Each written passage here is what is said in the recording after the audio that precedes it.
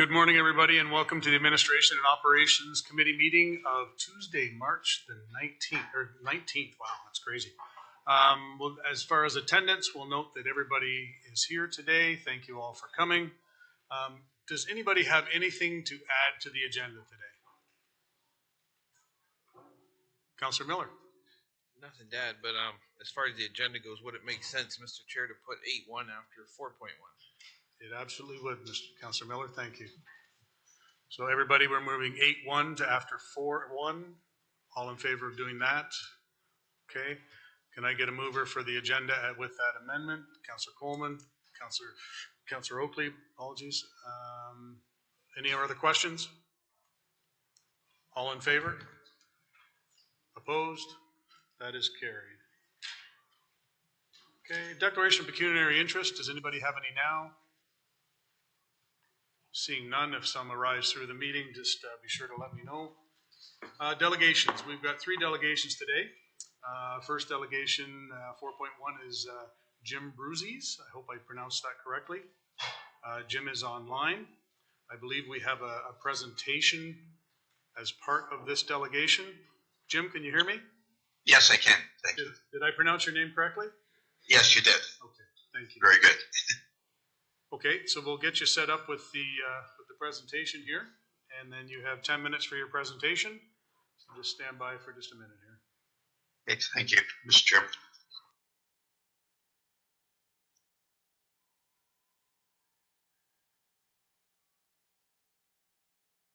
Okay, great. So what I'm presenting today is the long-range financial plan for water and wastewater, and it goes over the period 2025 to 2030. So if we go to the next slide.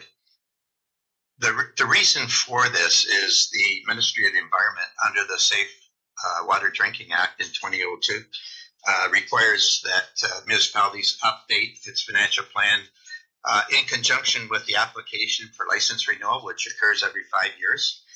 So the intent of this plan is to meet those requirements. The County of Brent actually is taking a proactive, integrated approach. The Act only requires a water financial plan, but the county is also including a financial plan that includes both water and wastewater to ensure financial sustainability of the entire system. And in accordance with the Act, the plan covers a 6-year period, and the financial plan is based on assumptions, and therefore assumptions could change over the course of the 6-year period. So the plan is not binding on council. However, what it does, it provides a strategy for long-term financial sustainability and a framework for guiding future operating and capital budgets. Next slide, please. So the financial plan, as I said, is based on assumptions. So we had various assumptions built in. We look at forecast for water consumption, funding for capital projects, how they should be funded. And as you can appreciate, the water and wastewater operations are extremely capital intensive. So this is an important component. It includes operating cost increases based on our assumptions, and known future events. Although a great effort has been made to present accurate financial projections, financial plans are intended to be living documents that require continuous improvement. As I say, it's based on assumptions and they could change. So comparing actual results with the projections and the causes for the variances, this would lead to improved future planning. Next slide. So in preparation of the plan, what we did is at the beginning is we developed certain guiding principles to ensure that the financial plan is financially sustainable. In terms of the guiding principles, we looked at smoothing the rate increases over the 6-year period. We wanted to avoid as much as possible volatility in rate increases. We wanted to look at a fair sharing in the distribution of resources between current and future ratepayers. We wanted to make sure that current ratepayers aren't deferring capital to future generations. Growth pays for growth. We wanted to ensure sustainable cash flows because I'll get into this in a few minutes, but because of the capital budget and currently the limited capital reserves, we use that to smooth out funding requirements for large system improvements. We wanted to ensure that the programs and services are maintained to meet the environmental protection standards. And finally, we wanted to maintain affordable water and wastewater rates. If we go to the next slide, please. Again, just by way of background information, you have an extremely complex and costly water and wastewater system to operate. There's 5 water service areas with a replacement value of $264 million, 4 sewage collection systems with a replacement value of $244 million. And there's a small population that is used to fund this system. So there's very little economies of scale. When you look at some of the large urban centers, for example, the city of Hamilton, they have 1 water purification plant and 1 sewage plant, and so and a large population, so they do have economies of scale. There's low level of capital reserves currently. The water reserve projected reserve balance at the end of 2024 is $2.7 million. That represents about 1% of the replacement value, so that's considered low in comparison or in relation to the replacement value. And in wastewater operations, in fact, it's currently in a negative balance of $1.6 million. Capital and operating costs are increasing faster than inflation. Things like chemicals, utilities, the cost of replacing the capital infrastructure, they're all increasing faster than inflation. There's large growth requirements over the 6-year period. And so, as I mentioned, there's an increased reliance on debt financing, and the debt costs are increasing. The Infrastructure Ontario current borrowing rates are 4.5% with a 25-year amortization. So they have substantially increased over the last couple of years. Ratepayer affordability, we want to maintain. And there's increased costs due to new provincial standards and regulations, things like the Safe Water Drinking Act, the Clean Water Act, the Ontario Water Resources Act, just to name a few.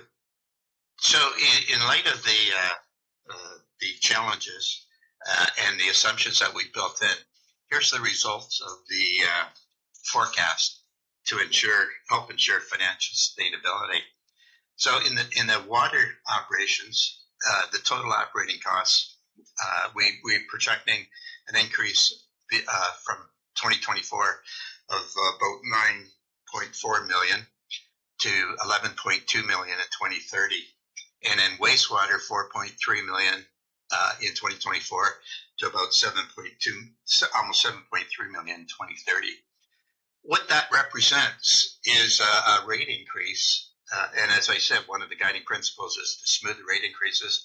A rate increase year over year of about 3% in the water operations, and because the reserve is in a negative in the wastewater operations, and there's a large capital expenditures occurring early in the forecast, we are projecting a 9% increase in the wastewater operations. So the blended increase to the ratepayers works out to about 5% over the forecast period. If we go to the next slide. As I say, one of the guiding principles is to maintain affordable water and wastewater services. So this is just to illustrate where you currently are. In the case of Brent, the estimated average household income in 2023 is about $134,000. The cost based on 200 cubic meters is 1,533. So that represents about 1.14% of the cost to the average household income. In comparison to the other Southwest municipalities, their average is 1.29%, so you're below that. But we have a survey also of 120 Ontario municipalities, and in terms of that average, it's 1.07. So you're just slightly higher than that and as I mentioned earlier, you have a costly, complex system to operate. So our strategy is to make sure that we maintain a range no more than 1.5% to 3%. And in fact, when you look over the forecast period, it remains below the 1.5%. Next slide, please. So looking at the capital budget, this is your forecast of the capital requirements over the next 6 years. And in terms of the replacement costs, just the replacement costs, which are met from rates and reserves, the total replacement cost over the next 6 years is $24.9 million. And you can see from this chart, the first 2 years, the majority of those costs occur in the first 2 years. So what our strategy is, you have limited reserves, as I mentioned. Our strategy is to gradually build the reserve contributions to match the funding requirements. And because of the large capital expenditures required in 2025, we're anticipating that there will be some debt to fund the capital operations of about $5.4 million. But once that 2025 debt is issued, we don't anticipate any further debt over the forecast period. The contribution to reserves should be sufficient to meet the capital requirements. Next slide, please. In terms of wastewater, similar story. The majority of the replacement costs are occurring in the first 3 years. The total replacement cost over the 6-year period is $29.5 million. And as I mentioned, the starting position in the capital reserves for wastewater is negative $1.6 million. So over that forecast period, we're anticipating that debt has to be issued to meet those replacement costs, and we're anticipating $26.6 million of debt over the forecast period is required to meet those capital replacement costs. Next slide, please. Now I get into some of the metrics. The first one is reserves, and it's obviously important to have reserves. They're used to provide for rate stabilization in case your rate revenues don't materialize. They're used to provide financing for one-time or short-term requirements, so you don't need to adjust the rates to meet those. To make provisions for replacement renewals, which is the majority of the requirements for capital reserves, to avoid spikes in funding requirements for large capital projects, and to ensure adequate sustainable cash flows. So we look at the strategies. The capital reserve contributions, what we're doing to meet those capital requirements is to gradually phase in increases to the capital reserve from the operating budget. And you can see from this chart, the green line, you can see that, as I say, in the first couple of years, there's extensive capital replacement costs. But from 2026, you can see an upward trend. In terms of the contribution to capital, which is to meet the capital requirements, in the first couple of years, it's high. But when you get into, by 2028, your capital contributions will meet the capital replacement requirements. And in fact, 2029 and 2030, the contributions to the capital reserve are increasing faster than the required capital contribution. So that is used to gradually build that reserve. And on the bottom chart, you can see the reserve balances. So it grows from about 2.7 million at the beginning of the period in 2024 to about 5.8 million by 2030. So next slide.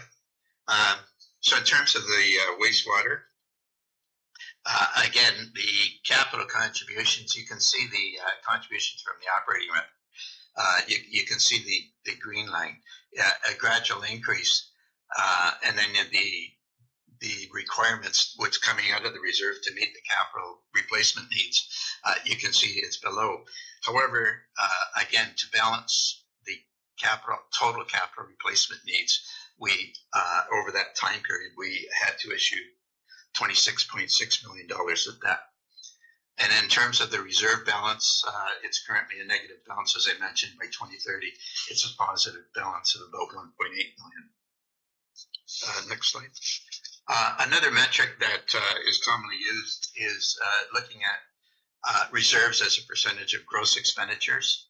And our recommendation is that because it's the reserves are used for operating budget shortfalls, stabilization, and capital replacement, we recommend that reserves not fall below 15% of gross expenditures. And you can see from the chart on the bottom, the water, the blue line, it exceeds the target each and every year. In the case of wastewater, where you're starting off with a negative reserve balance, by 2030, it does exceed the 15% recommended. Next slide. And as I mentioned, using debt strategically is incumbent in the financial forecast. In the case of water, we did issue 5.4 million in the first year, and then there's no further debt required. And you can see the outstanding debt decreases gradually from 2025 to 2030. Next slide.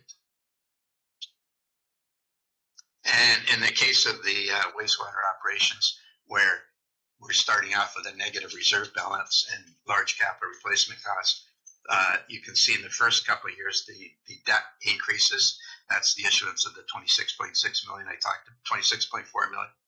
And then by 2028, it tapers off, and after 2029, it'll start to decrease. Next slide. Another metric is debt charges as a percentage of own source revenues. So a prudent use of debt is a fundamental component to a well-developed and credible financial management plan. And we're recommending that debt servicing costs not exceed 15% of own source revenue. And you can see from this chart, in terms of the wastewater, which is the red line, it does go up substantially.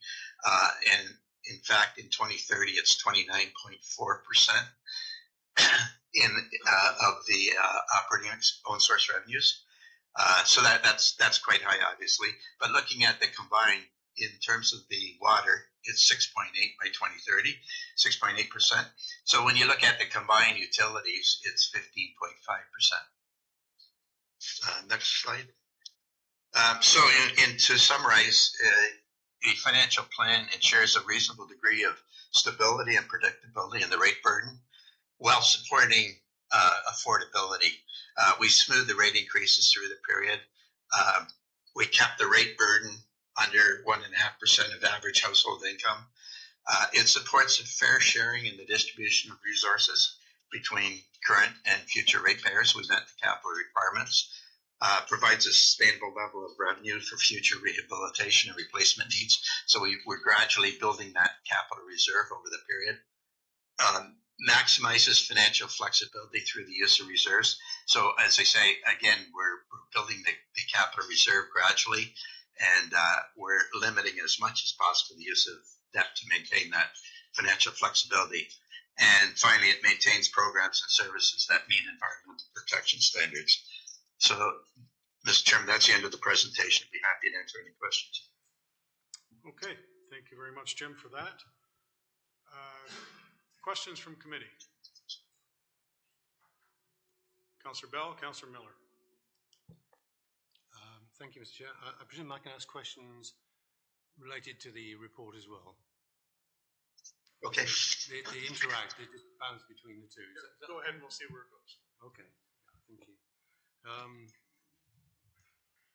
Okay, I'll try and stick to the presentation we've just had. You said that you keep the rate below the rate of increase below, the rate of what it costs a typical household below 1.5%. Is that climbing during the next 6-year period from where it is today? Very slightly.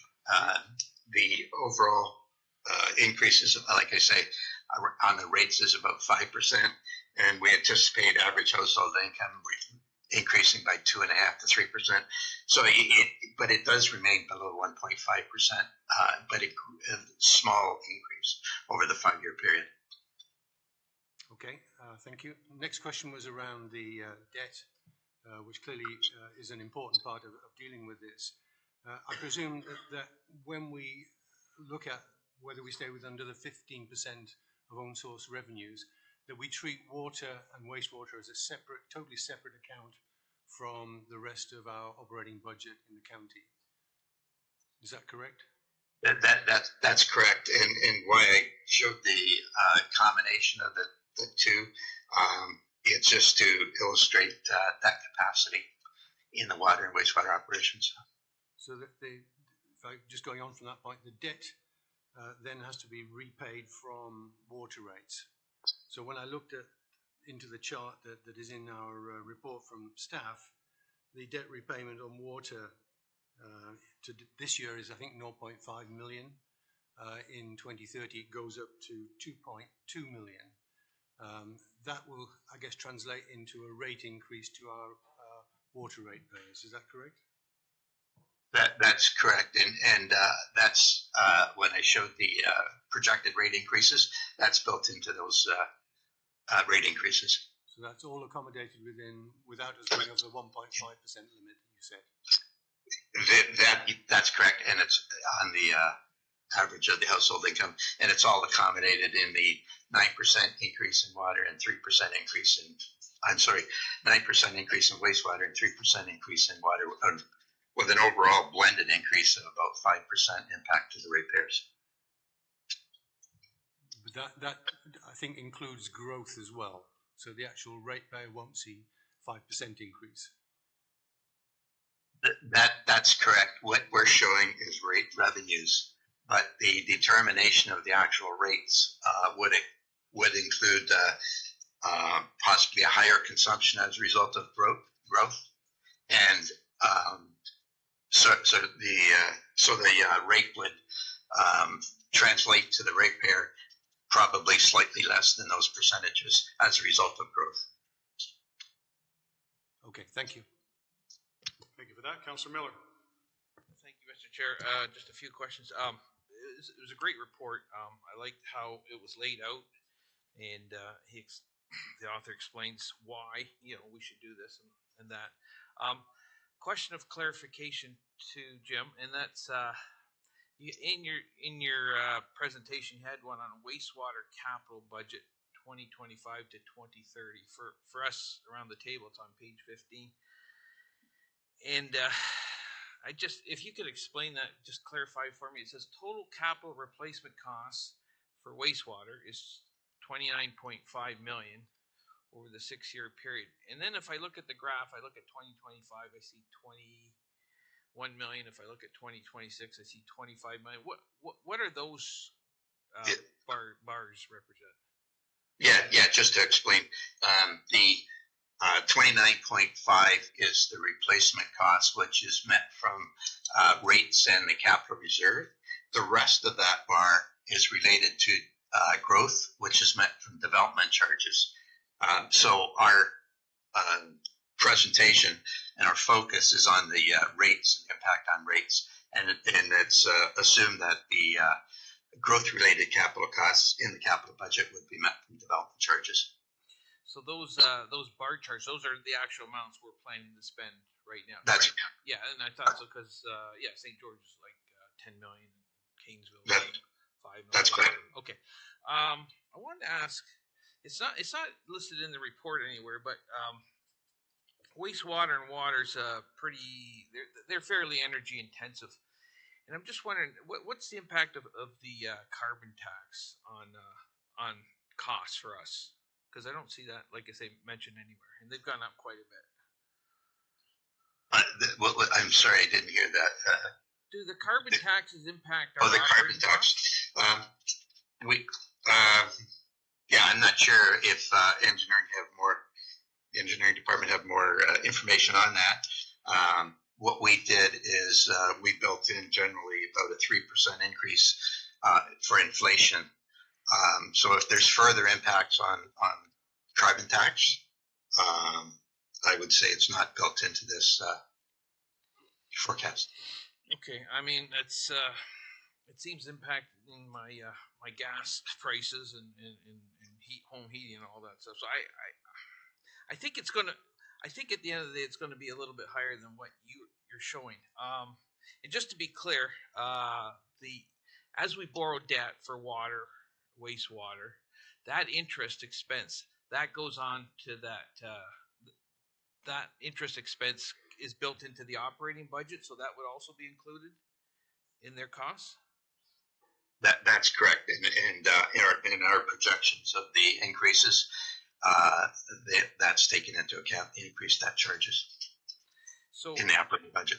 when you're doing your numbers, what interest rate would you have used to calculate? Yeah, we contacted Infrastructure Ontario, and they said to us that currently municipalities can borrow at 4.5% over a 25-year amortization. That's what we included. Okay, so when we look at 9% for wastewater, 3% for water, you average out to 5%. I'm a little skeptical. That's all, because you said inflation's running at 3%. We haven't built the carbon tax in there. We got a fairly decent interest rate. You feel comfortable in those numbers? I know you have some disclaimers at the beginning, but do you feel comfortable? You must feel comfortable in that number, 5%. Yes. I do. So in the water operations, that there is some debt in the first year, and there's no further debt. And in the wastewater operations, yeah, we have substantial debt in the first 3 years, but they have been built into the debt charges have been built into the forecast. Okay. I guess we'll find out in 6 years. So thank you for the answers. Thank you. Any other questions from committee? Councillor Chambers.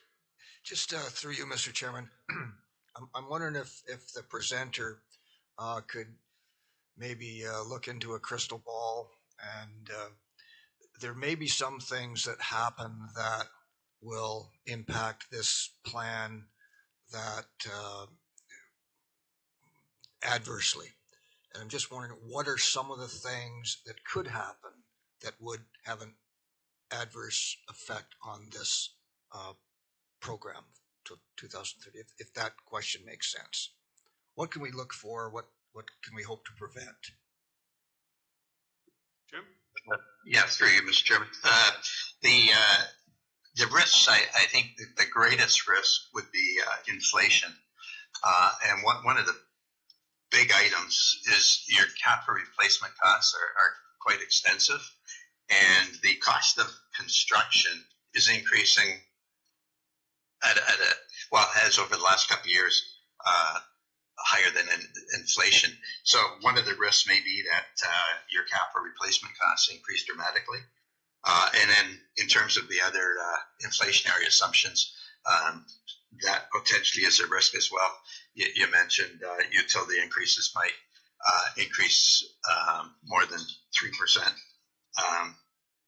That's not a great impact. I think the biggest impact would be on the capital side. Councillor Chambers? Good with that? Back to Councillor Bell.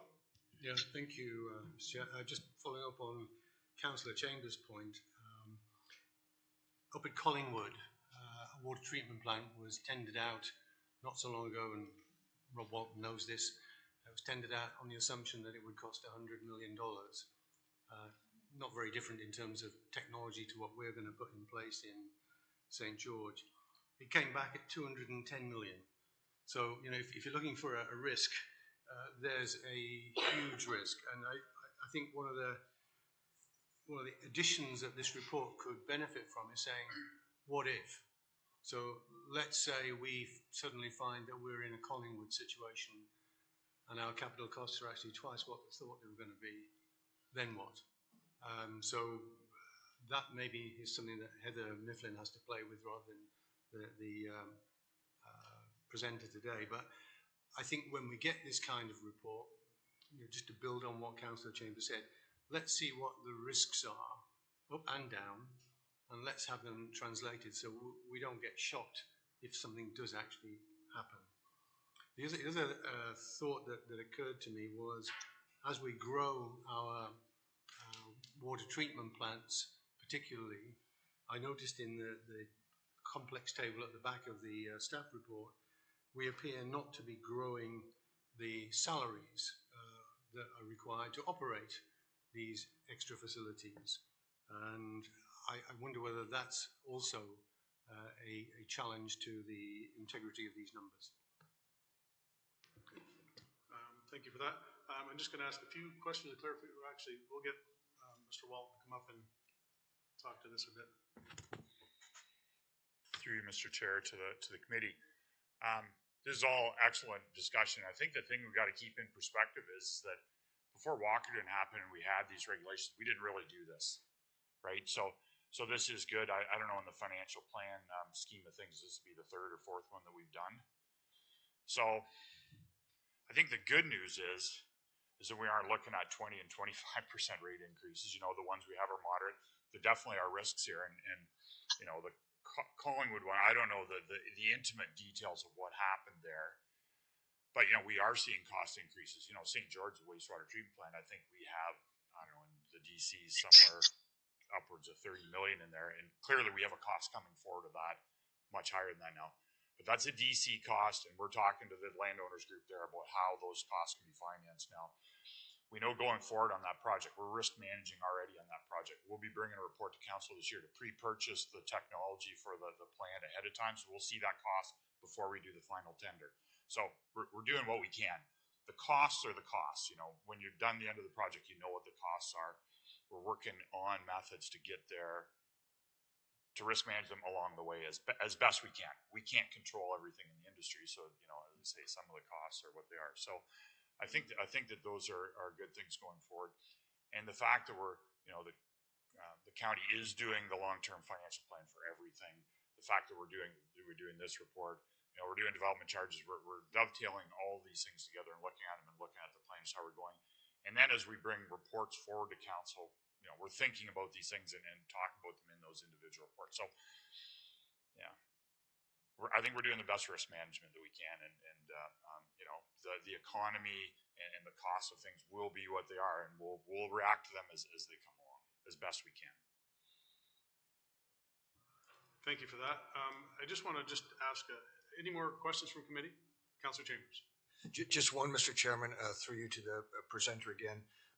Between now and 2030, the length of the forecasting, how often would you recommend that council be given reports on whether we're on track or not on track?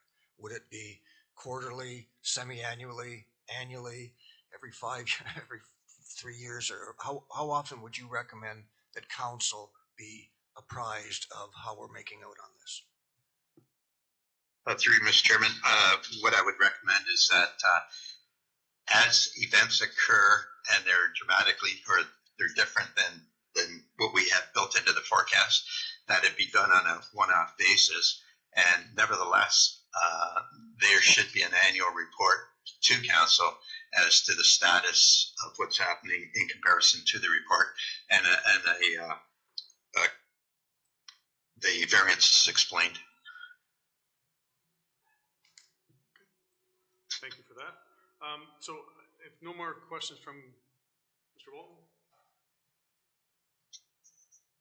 Through you, Mr. Chair, to committee, I'll extend that out a little further. So in the next year, we'll be bringing back a report on passing a bylaw for hopefully 4 years of rates as well, which will follow out of this. We really actually report on this every year in the budget.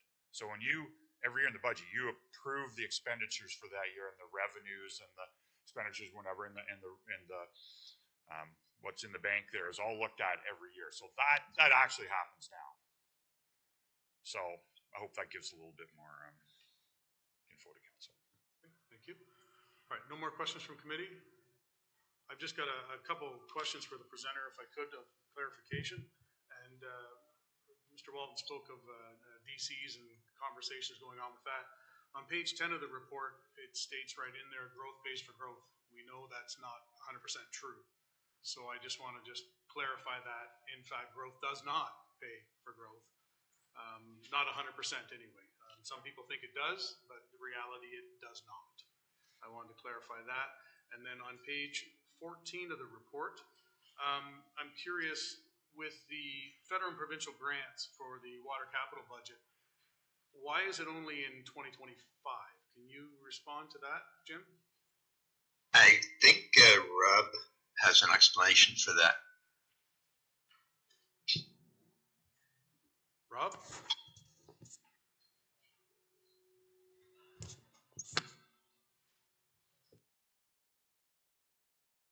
Yeah, actually, help me out with the question again, sorry. Certainly, sorry about that. I'm just curious on, for the water capital budget, why is it the federal and provincial grants are only in 2025? That's a major feedback. Yeah, I'm actually not sure, sorry. Okay. I mean, we don't get a lot of federal and provincial grants on water and wastewater, so I'm not sure. We do, we do have a grant on the project to do the water main on Phelps Road to loop the Mount Pleasant water system and when it's disconnected from Brantford, so that's what that will be. Okay, and I think you kind of answered my question on the second part, because when it goes to wastewater, there is no grants. Nothing available? Okay. Sorry about the feedback here. Gary, are you able to? Thank you.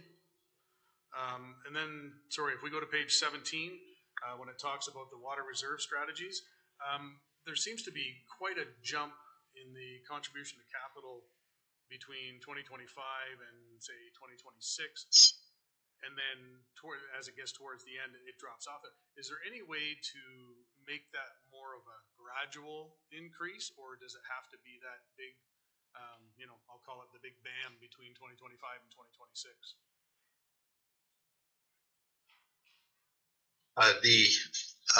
In terms of the contribution to capital, one of the things that affect that is the debt charges when they kick in.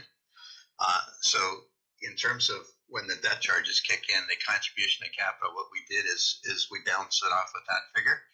And so we offset that contribution to capital with the amount of new debt that would be issued and the repayment of that.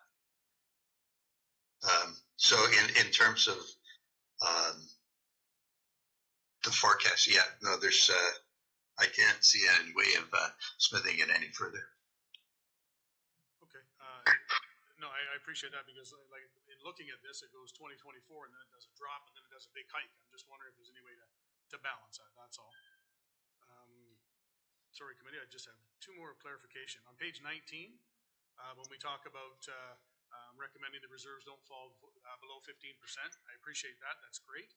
But if we look at the water, it's well above, and then the first bunch of years on the wastewater, it's well below. Again, is there any way to take from Peter, give to Paul, so to speak? So it's more of a, so we're closer to that 15%. Through you, Mr. Chairman. So what we did is you can see in the forecast that we built in a 3% water increase, and that is required to sort of sustain the operations and meet the capital requirements. In the case of wastewater, we built it up by 9%. We could have built it up further to help that reserve balance, but we felt that in terms of ratepayer affordability, it was getting a little bit excessive, so we maintained it at 9%. However, council does, if they want to do that, can increase that 9% in the wastewater increase. Okay, now is it potential to decrease the water and have that go to the wastewater? The water and wastewater operations have to be maintained separately. They're separate utilities, and you have to maintain all of the revenues in the water operations within the water operations, and similar with the wastewater. You can't cross subsidize because there's different ratepayers that are involved in both operations, and there could be some implications in that regard. All right, I was afraid of that. Okay, and one last one, if I could, on page 22, when you talk about the debt charges as percent owned source revenues, and then you look at the combined. So unless I'm reading this incorrectly, we've got If we look at wastewater, it's at 29.4, and if we look at water, it's at 6.8. If you combine the two of them and then divide it by 2, it's like 18.1, and you have 15.5. I'm trying to understand the difference. It's because the own source revenues for water are substantially less than the own source revenues for wastewater. I'm sorry, they're substantially more than the own source revenues for wastewater. So when you can combine it, the own source revenues, the lower own source revenues for wastewater, in combination with the higher own source revenues for water, brings it down to 15.5%. Okay, I'm still a little gray on that, but that's okay. I'll talk about that afterwards. Okay, I appreciate the clarification. No other questions from committee? Okay, Councillor Miller? Point of clarification, that chart, the water, 6.8% is a bigger amount to start with. That's why the 6.8% carries more weight than the 29.4%. That's what he's saying. But yeah, it's a weighted average. So the 6.8% is based on a much bigger number than the wastewater of 29.4%. Appreciate that. Okay, so no more questions from committee. Okay, so how would we like to take this presentation? Councillor Miller? Move to receive, and I'll refer to item 8.1. Perfect. Seconder on that, Councillor Bell. Any other questions? All in favor? Opposed? That is carried. Okay, thank you for that. So now we're going to pull 8.1 right up to discuss that now. So can I get a mover? Firstly, it's RPT-0244-24, the Water and Wastewater Long Range Financial Plan. Can I get a mover to get it on the floor? Mayor Bailey, Councillor Coleman. So do we have questions on this report? Councillor Bell. Yeah, thank you, Mr. Chair. Page 163 in the report says the county's ability to cash flow and or debt finance these projects will impact the construction timing if alternate funding arrangements such as front-ending agreements are not experienced. The county's overall long-term financial plan will include suggestions to assist with phasing. On page 180, there's $60 million of debt that will be repaid by development charges. How do we cash flow that? Who can respond to that? Heather? Rob? Thank you.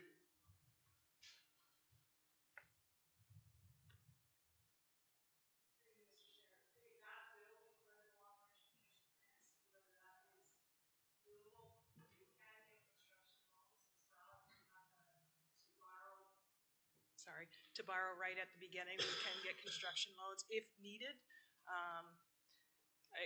I don't know that, we'll have to wait and see when we get out there when we get to that cash flow crunch as to how to get there. There are tools that we can use. So you lead right, if I may, Mr. Chair, so you lead right into my next question, which what does our draft long-term financial plan include, or does it not yet include this? It would include this. We just haven't got to the point of looking at the complete suggestions as to whether this is doable or what, or going to, like Rob was indicating, like front-ending agreements where we work with the developers at the front end to have that cash flow come in. So to be very clear, if I may, the draft long-term financial plan we saw in December include all the content of this report? It did no, because it was only on tax. It wasn't on. Okay, so then rates. the $60 million of cash flow that we need to manage was not included in the long-term financial plan. Not that draft version. Okay, so that's still to come. That's an overlay on what we had. Could you say a bit more about what a front-end agreement is? I think I understand it, but maybe more people would like to understand it as well. So, and we'll have to get into detail more with the consultant for the development charges as well. But development charges, Back to Growth pays for growth.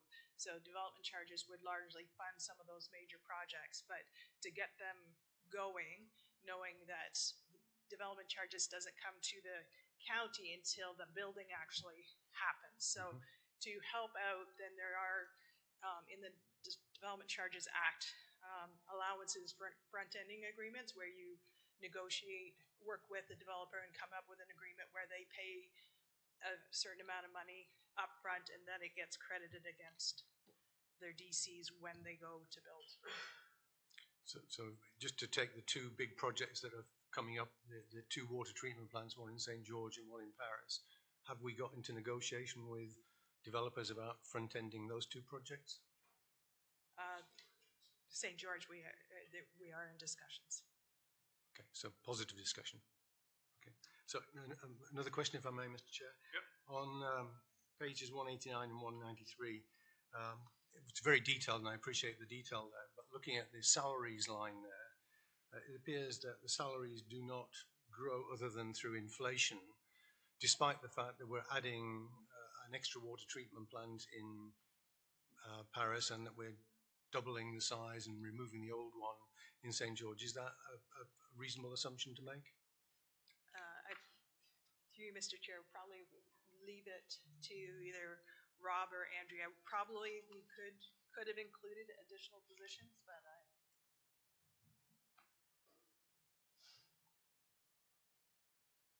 Through the chair to Councillor Bell, I believe that the cost projections and the revenue projections for the additional customers will actually cover that over time. So I believe that it will be managed. The one good thing about the direction we're going in with the development that we're seeing is it's actually the development and the cost of it, actually the servicing of it is actually more efficient, right? Because we got a smaller footprint that we're servicing. So we will see over time with especially places like St. George, we'll see economies of scale start to happen there that don't exist right now. So I think that will cover off part of that as well.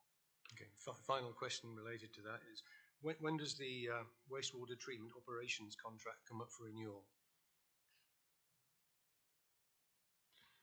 Through the chair to Councillor Bell, I can't remember the exact date. We recently renewed it in the last 2 years, and I think it was for 10 years. So we specifically, I remember in that report helping to write that report, and we specifically set that contract to span the time of expanding the St. George plant and the Paris plant. So I believe it's still another 7 to 8 years out. Great foresight. Thank you. Questions? Councillor Chambers and Councillor Miller. Just picking up on something that General Manager Walton said, this is with long-term financial plans and development charges and capital forecasting and this stuff and all that is starting to get pretty complicated. It's almost like three-dimensional chess, and I play checkers, not chess. So the council, in my thinking, to oversee this, we're going to have to rely on staff, and we do, and we have great confidence in our staff. But the bottom line is council has to oversee the whole thing. So I'm just wondering, maybe, Rob, I'm picking on you, if you can tell me some of the things that I need to know in order to monitor and oversee what you do, other than looking at the budget at the end of the year and passing the maximum oversight, and that's the budget. And if you can get the gist of what I'm saying, I get a little nervous. Maybe I shouldn't be, because I have great respect for the staff, but what are some of the things that council has to do to ensure that the financial plans are moving according to the way they should be? Through the chair to Councillor Chambers, that's quite a question. And I'm going to answer it in kind of a funny way, I think. So I worked for 14 years in consulting, and then I went to work at a neighboring municipality to start up the wastewater department there at a time when it had been run by the lower tiers and the PUCs, and the county there had taken, I'm going to say, very little oversight of it. And I think that they would mostly agree with that. And we set up a department there, which I could look over there and still be proud of the way that they're running operations there. So in the midst of that, we're doing the whole changeover. Walkerton actually happened, which I don't know how the heck I survived that. But anyways, this is happening as we're doing the transfer of operations. we didn't have long-term financial plans then. We were doing our development charges on cigarette packages, sort of thing. I didn't even smoke, but that's the sort of the way that we were pulling these things together. No long-term financial plan. People yelling at us when we take rates. We had small communities there where it had rates like $10 and $12 a month, and we're saying, well, you got to go up to like $30 a month and stuff like that for water only in some of these small communities, and yelling at us for that, even though we're giving them much better systems than what they had. So I think the story I'm trying to tell is that we're in a way better position now than most municipalities were 24 years ago when Walkerton happened. You know, the oversight that we do, and we're going to have the annual reports are on the agenda here. And one of the things I was going to say in that is this is one of your main pieces of statutory standard of care, looking at these reports, making sure things are going right. You've got a great report card there. The staff is doing a really great job on this. So the other thing that can happen, and you've seen this, and we had a tough budget this year too, right? And I know there's some people against the 8.6% that went on, and you got to watch out on water and wastewater rates not going the direction too of overestimating everything and then getting it too. There's there are municipalities that have tons and tons of money in their reserves because they did that the way they budget whenever. So I'd like to say that we do the best that we can with the information that we have. We're constantly analyzing as we come forward with reports on tenders and whatever. Like our reports now are better than when I came here too, I think, in analyzing how does this impact, not just the budgets which is set there, but sort of the long-term financials and whatever. So, I think that's what we try and do. And, we need to work together with council. Pulling it together with the long-term financial plan, though, looking at all of it together really is a great strategic move. And I think when you get the more detailed one of that, it's going to open up a lot of questions for council, I think, in how you do all your operations. And just a comment, and I appreciate that, and I guess I speak for everyone when we say we have great confidence in staff, but just a final comment, if there ever is a time when something looks like it's going south and you have a bunch of fiscal hawks on the council that don't approve a 8.6 budget, bring a big red flag and start waving it and impress upon those guys that perhaps we need to be funding and without going into debt. So that's my mea culpa, and hopefully I'll never see the big red flag, but you never know. Thank you. I think Allison wants to jump in here. Thank you, through you, Mr. Chair. We have discussed this before, and I think we're going to work towards getting better KPIs and sort of indicators on each of our areas that we can bring forward to council in our annual reports, so that you have that sort of gauge of where things are on the healthy or not healthy scale. Okay. Thank you. Councillor Miller. One question, one comment. One question being, we need to borrow some significant sums of money. Why are we not borrowing from the Brant County Power Fund? Is that part of the plan? That's the question.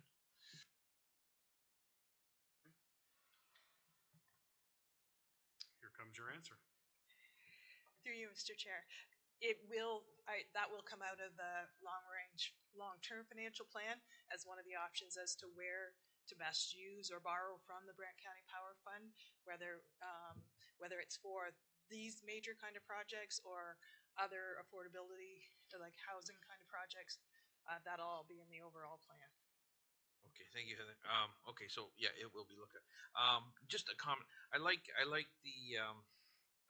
idea, the principle of keeping the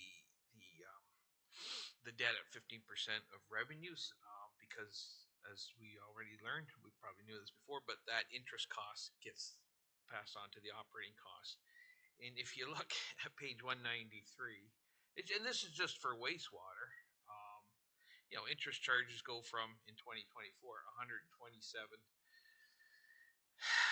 I don't even know how much, 127,000, and it goes up tenfold in the course of this plan, up to over $1 million.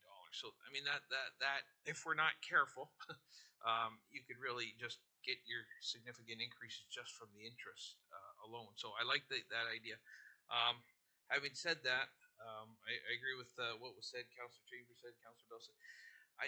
I'm a pessimist at heart. I mean, that's just my nature. But I would have liked to seen a few more fudge factors built into there because that those increases, like I say, we got high interest costs, we got high inflation.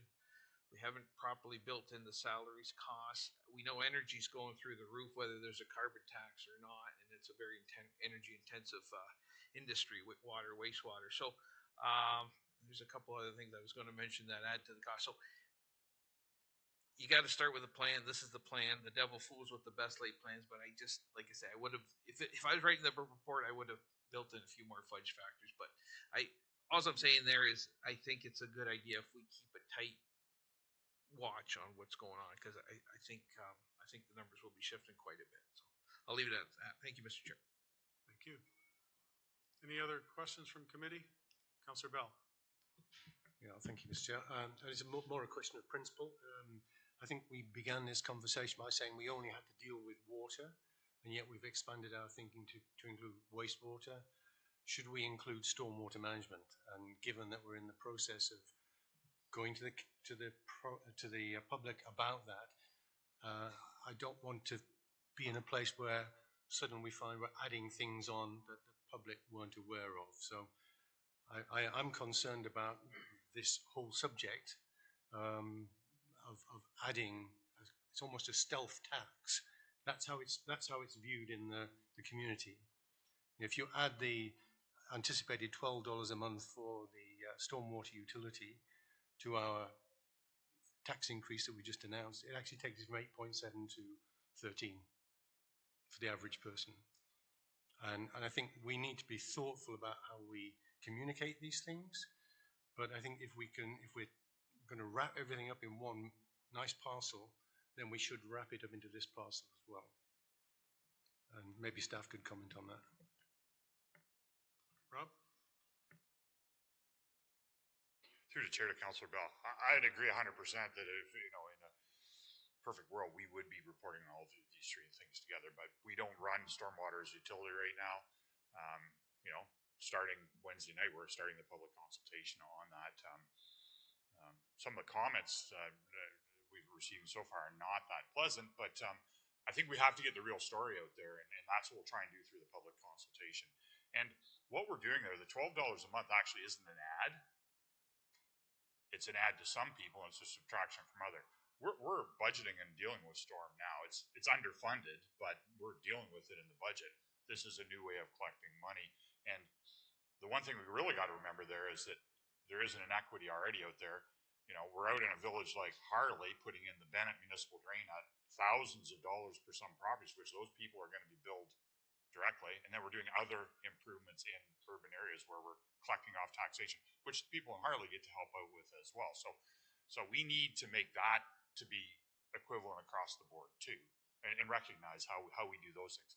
But, if I was a crystal baller for 5 years ago, which I clearly won't be here then, I would hope that this report actually does look at all three, and you're looking at it, and the stormwater has become more of a mature utility than it is right now. It's being managed in a minimalistic way, and most municipalities are doing that, and there's a reason for that. Stormwater, when it works, nobody thinks about it at all. We've got all these stormwater management ponds, which started 25 and 30 years ago, the construction of them. Oh, we've got something like 38 of them now in the county. And the cleanouts of them are starting. The cleanouts are not cheap. You got to test the material. You can't just go dump it anywhere. Some of it's contaminated, We have to manage these things in the proper way. And there's a cost to doing that. And this is just a reasonable way of doing business. So I hope that council sits back and comes to the meetings on Wednesday night and then a couple of Wednesdays after that in Cairnsville, listens to what people have to say, and we have a great conversation on that, because I think it is council has lots of decisions on how we can go with that, but all of it needs to be managed with more money than it's being managed with today. Stormwater. If I may, I'm not disputing, Rob, the need. I'm disputing, I think, the fact that we haven't communicated how it plays out to the average taxpayer. We have PICs in Burford, we have PICs in Cainsville. The majority of the people that are affected by this actually live in Paris and St. George, if I'm not mistaken. They're the ones that pay the extra $12 a month. And they're the ones, if you add that $12 a month, it comes to $144 a year. Add it to the tax increase we had, then it's 13%. So I think we really need to be thoughtful about this. But just to go back to this report, I don't want to go off on too much of a tangent, but this is a report that's covering the period 25 to 30. So hopefully by 25 we have our stormwater utility in place. It would seem logical to include it in there. Say no more. Thank you for that. Any other questions by committee? Okay, just two things I want to say here, and I know I shouldn't as chair, but I'm going to because there's a couple phrases that have come out in this discussion that I think are really important that I agree with 100%. One is the holistic view. Absolutely, we got to look at the whole package. We can separate it absolutely into smaller chunks, but overall we need some sort of holistic view that's going to Councillor Bell's point, put everything together and give the final bottom line, so to speak, which rolls into the second phrase that Mr. Walton said there, get the real story out there. That is key as far as I'm concerned, because there's a lot of questions we've had around this horseshoe here about these reports. There's a lot of information in these reports that, let's be honest, we don't all understand. So I'm sure that there's a lot of public out there that do not understand.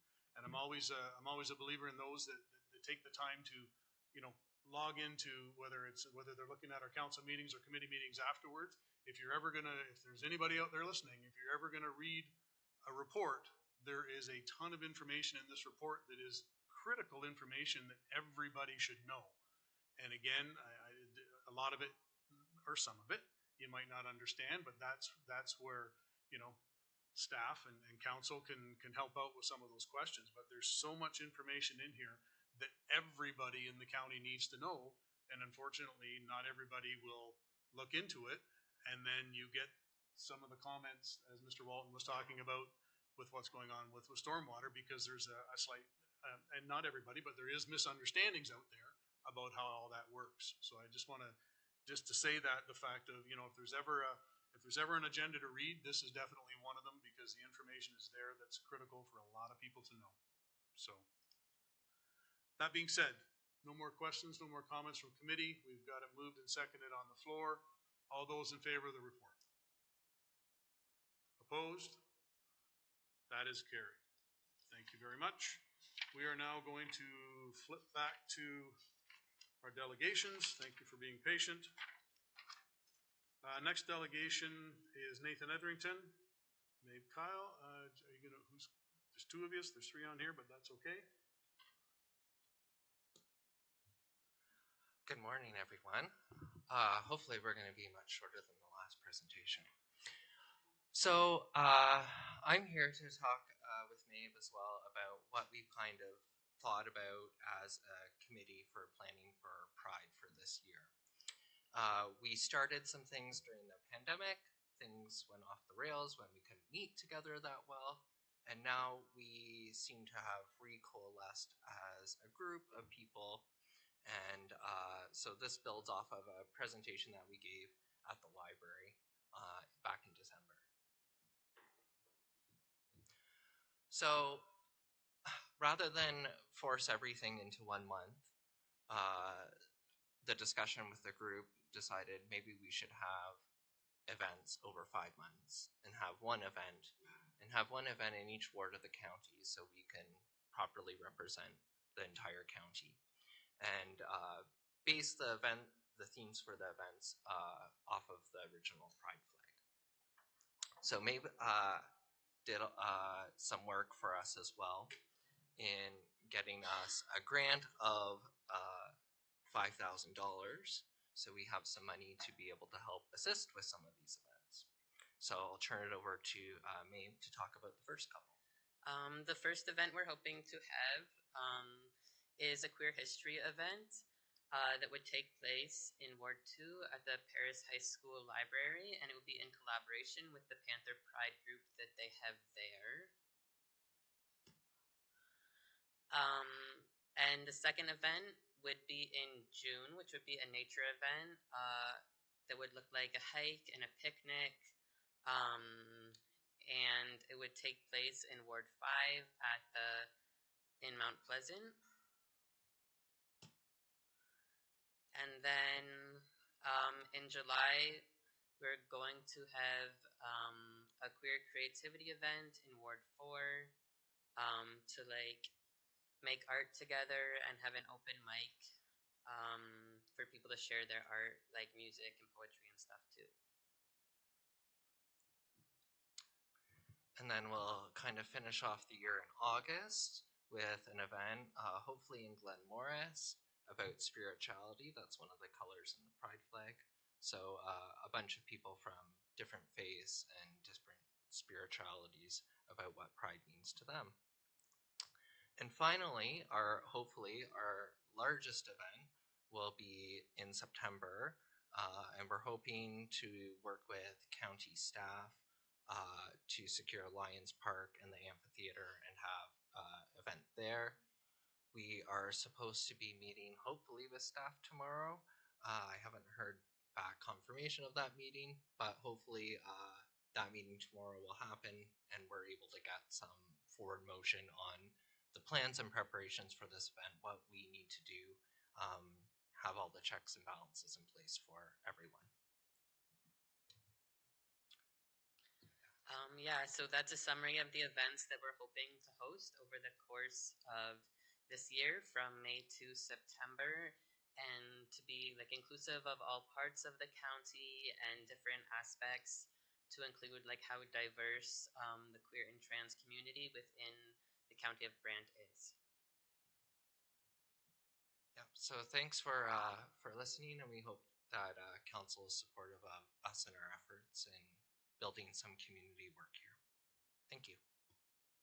Okay, thank you for that. Any questions from committee? Mayor Bailey? Through you, Mr. Chair, to the delegation.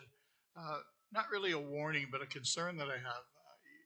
You know that Tillsonburg had their pride flag destroyed for the third time last week. And it's a concern I have that the temperature of the county and neighboring municipalities has gotten very hot right now. And there's a lot of people that have been asked to accept a lot of things very loudly and often. And so I just warn the committee moving forward to be careful in what we do and what you do in your events, because not everyone is ready for everything all the time. And I'm just finding it a very interesting time right now to be alive. And I think we have some influences coming to us from the south, which are not really great vibes to have coming our way, but they are coming our way, and they're very real. And we've seen it in Brantford, and we've seen it in Waterloo, and we've seen it in Norwich. And so just be careful, because just because we can do things, and we have the support of people that believe that you can do things, and I believe we all can do whatever we want, but I also think that we also have to always be aware of the temperature of the people around us, and to be very careful. That's my suggestion to the committee moving forward: is plan your locations, plan your audience, and just be careful moving forward. But congratulations, and thank you for doing what you do. Yeah, safety is a concern. We're hoping not for, we're not hoping for hundreds of people at the small events. We're hoping kind of for about 50 people is kind of what we're thinking. The Lions Park Day, we expect more, but it will hopefully be more fluid throughout the day. And I'm glad that you raised that concern, because just this morning from one of my library people, I got an email about a drag queen story time in Thunder Bay, and they got a bomb threat this weekend to close it down. So the temperature is up there. The thing that we need to do is stop dividing people, and we, for some reason, continue to do this, and we need to start bringing people together to have discussions so that we can, see each other as we're all people, we're all different, and we need to celebrate the diversity that we have in our community. Councillor Oakley? Through the chair, first of all, thank you very much for coming, and then I have a motion when is appropriate. Any other questions? Councillor House? Thank you, Mr. Chair. Through you to our delegation, I have a question for you, and I'm wording it carefully. And it's something that Nathan and I have talked about in the past. I noticed through the schedule of events, each month's event is a queer this and a queer that, and I'm looking for a little education, particularly on that wording. And you appear very intentional in your selection of this and in your promotion of this. Can you speak a little bit more about that choice and how you wish to encourage that language? If you could just touch on that, please. So there are a whole bunch of resources out there for council and the community to educate themselves. The Bridge is a local group, and they created an online tutorial that helps explain a lot of the things to help create safe spaces. And they did that through a community grant, and now it's online and publicly available for anyone to go through that. The other thing I will say is the history of the pride flag is very accessible. Just go on Wikipedia, and it tells you what all the different colors mean, which correspond to the different themes that we've highlighted: history, nature, creativity, spirituality, and joy. So those are some of the meanings of the different colors in the pride flag. Now, if we want to have more events, then we could include all of them, but we decided to kind of simplify it and lump it in this kind of way. I think I answered that. Just a quick follow-up through the chair. Thank you, Nathan. I appreciate that, and we'll look forward. We'll look into some of the resources that you recommend. And further to the mayor's comment, I truly hope that the events as planned, people who want to attend them will attend them, and people who don't want to attend them just don't attend. And I hope that's the best solution for everybody involved. Thank you. Mayor Bailey? Yeah, and through the chair to the committee again, this is a perfect example of, as you said, education. But in my day, being one of the oldest queers possibly, and obviously in the room, queer is the word you heard just before you got hit in the head. It's a negative term. It was a negative term to my generation. It was a negative term to the generation before my generation, and it's a term that we fought to lose. And now you're bringing it to the forefront of something that you want people to say, and you want people to call you and refer to you and come to your queer events. So this is the kind of stuff that I'm saying that not everyone, no matter how educated you are in the whole culture, my generation fought to live a normal life on a normal street and fade in and do the best they could to fit in. And now it's something different. And so the word queer is exactly the right thing to talk about. Because my generation finds it offensive, and your generation wants to hear it all the time. So just be careful. Any other questions from committee? Councillor Oakley, you have a motion? I move that we receive this as information, refer it to staff to work with Brant Pride to through in-kind services so they can have a successful event and also maintain the safety of that event through various community partners, whether it's the Bridge or the OPP or whatever services they might require to keep these events safe.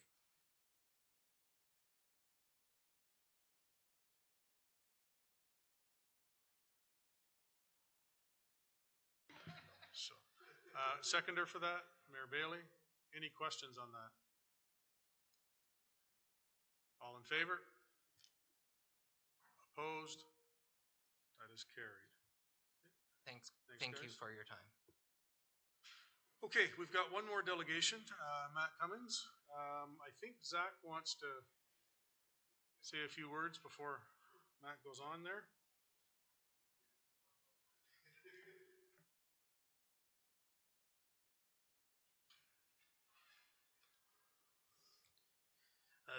Yes, thank you, Chairman. I just, before Matt comes up, I just thought I'd share that part of the work we started with the Paris Downtown BIA back in 2019 was disrupted by COVID, is to get them compliant with the Municipal Act. And part of that compliancy piece is having them give an annual report to council. So Matt is here to, as chairman of the Board of Management of the Downtown BIA, to give that annual report. Thank you for that. Matt?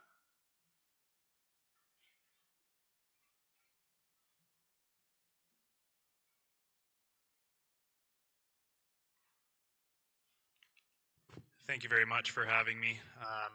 Don't ask me the questions you ask the water guy.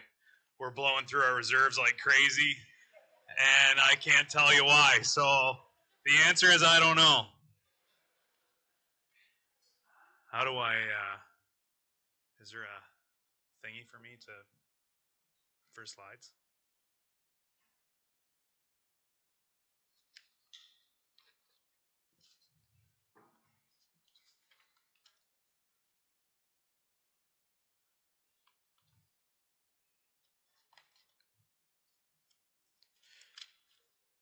So yeah, so I just wanted to update everybody briefly on what we've been up to. I guess it was about a year ago that we did the same thing, but we've been really busy since. As you know, with all things of this nature, it moves fairly slow, but I feel like we've actually done a really good job at trying our best to move as quickly as possible. What you're looking at right now is a portion of the rebrand. We did show this last year, but it is something that when I still look at it, I'm still really proud of it. I know there's a lot of people who probably miss the old logo, but how we turn this into a bit of a marketing campaign with using the word downtown Paris and then adding at the end pretty whatever it is that you want added into it. Was kind of a very clever marketing campaign done by Unicorn Rebellion, who we hired. So what we've been busy working on is we are now, oh, I forgot to time this properly. So there's the pretty at the bottom. And then we've just added in the word based on what we're looking to do. So I'll get into this a little bit later, but that's going to be a part of our marketing strategy moving forward. So we've been working hard at getting into compliance with basically everything, financial, record keeping, etc. We recognized pretty quickly that the reason why the BIA had kind of gotten out of the gate and sputtered for a really, really long time was the fact that it's volunteers that are doing the work, but it's also business owners that are doing the work who have very little free time. And a BIA is extremely important, but it's also very difficult. The further you get behind, it's very, very difficult to catch up. And that was one of the first things that we kind of recognized when we took over was these people have been doing such a phenomenal job for so many years, but it's not just about, BIA is not just about events. BIA is about a lot of other things, and we recognized we were extremely behind. And we enter David Taylor, our coordinator, who has been able to streamline everything, which has kind of the dominoes have fallen behind that. And now we're able to get a lot of things done. We've had improved outreach and cooperation with other local, regional, and provincial stakeholders. We have David's developed a large network of other BIAs. We have a BIA consultant that is from Paris who has been helping us a lot too. We have improved membership records. Everything is a lot more organized now.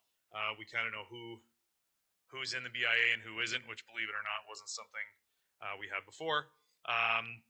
We're working to modernize and solidify our operations, funding, budgets, etc., to be fully independent.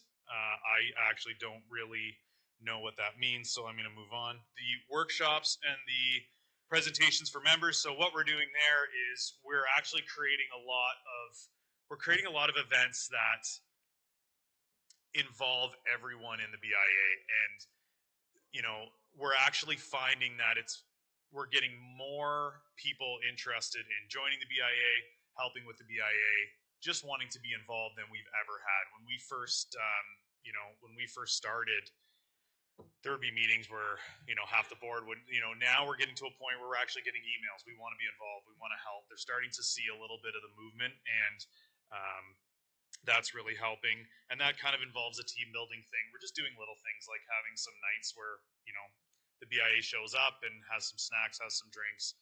And out of that, we've ended up developing a much broader group of people who are helping when it comes to events committees and that sort of thing. When it comes to marketing, the rebrand is now complete, as you can see with that logo. That comes into the website. So the Paris BIA didn't have a website that worked. We actually now have a brand new one. That was all part of the grant that we got a few years ago. Our social media has now been enhanced quite a bit, and we're actually looking to enhance that even further, as well as the digital improvements and upgrades. When it comes to the events, the Maple Syrup Festival, that was obviously not a BIA event, but we're kind of helping them a little bit now. We're getting a little bit more kind of intertwined with it so that we can get that event out to more people. Jingle Bell Night, we've always done that, but now we're doing some festive Fridays that are leading up to Jingle Bell Night. And we have drastically improved the communication with other members of the BIA. We have sort of split up into kind of groups that, you know, so I would look after a specific block and then other people, just to kind of keep it easier, keep it a little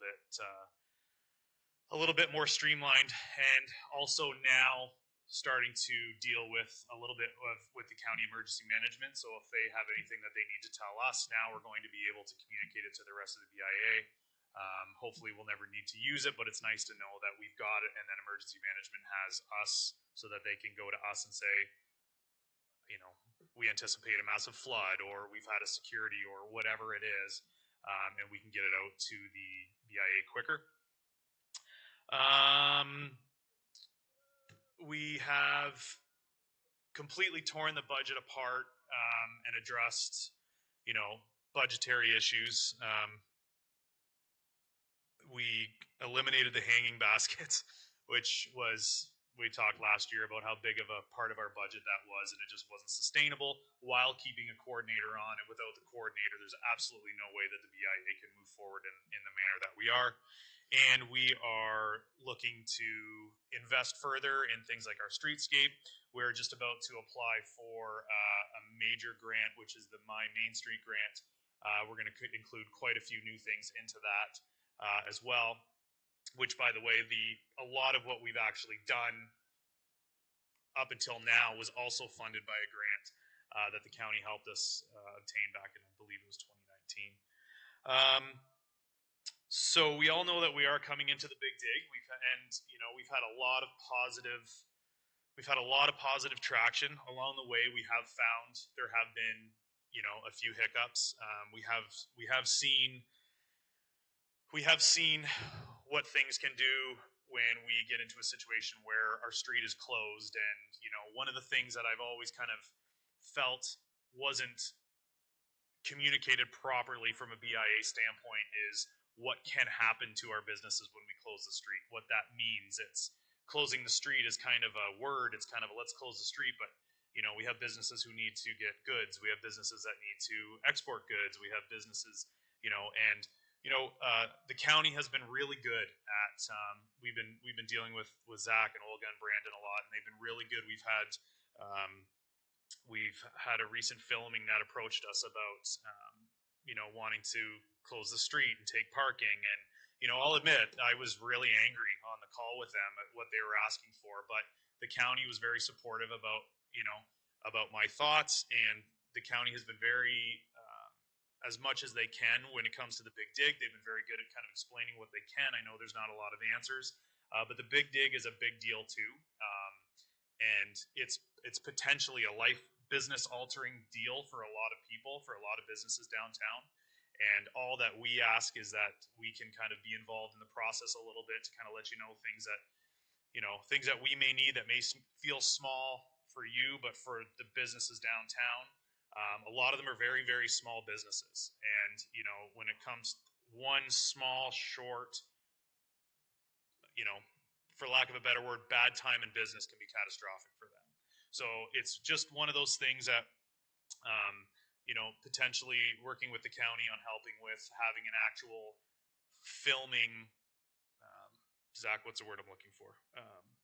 Filming policy, so that we can explain this is what this does to the businesses. So in other words, closing the street, this is what it does. So let's look at minimizing that when we can. Taking up parking, this is what it does. We understand that the county of or downtown Paris in particular, we understand is a very valuable piece for filming. We get that. And I don't want to stand in the way of that at all. I'm not a no guy. I really want to see it. But I do think that it can get too out of hand really quickly. And I think it's very easy for people who aren't in business in downtown to forget the massive impact that those decisions have on small businesses. And I believe that that's all I got. Thank you for listening. Thank you, Matt. Questions? Councillor House. Thank you, Chair Pierce. To Matt, thanks for all you're doing. This is a lot of work, and you guys are doing a great job kind of turning this ship in this direction. I love the new branding. I had a question for you tied to branding and promotion and trying to increase awareness of our downtown, especially as we approach the Big Dig.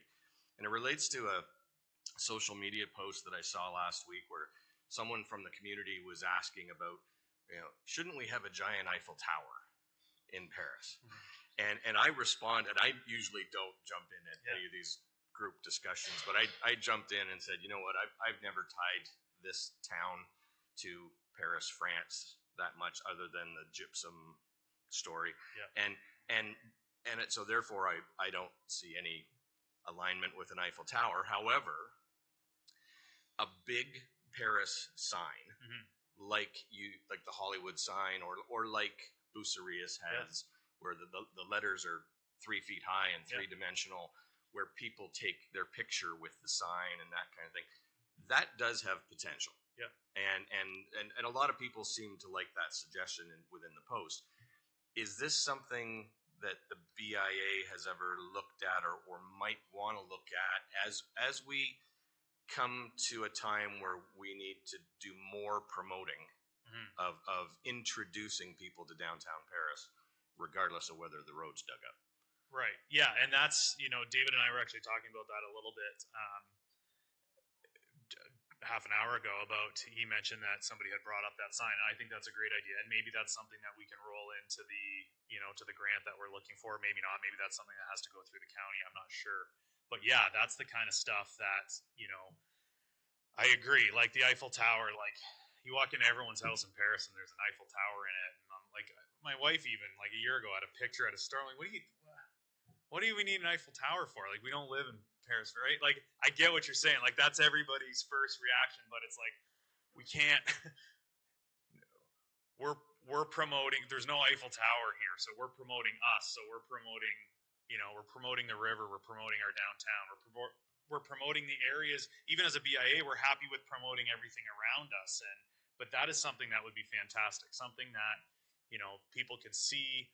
And that is also something maybe when it comes to the Big Dig, maybe something that we can look at as we kind of get through that, because communication from the county with the Big Dig is going to be really important too. We can only afford to do so much, right, when it comes to communication. But, that's a great way, like, to maybe relaunch when that's done, with relaunching with a new sign. For example, we'd like to relaunch with new banner.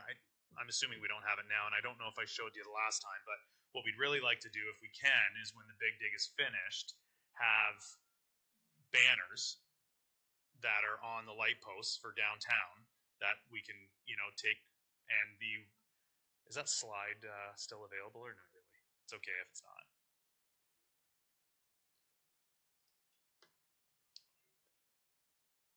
Because there is some stuff that we're at a bit of a standstill on now. Because we're kind of waiting for that, and that sign is a perfect example of that. Maybe that's something that would be an amazing launch when it's done. I know that wouldn't be downtown though, would it? You're more thinking, or are you thinking downtown?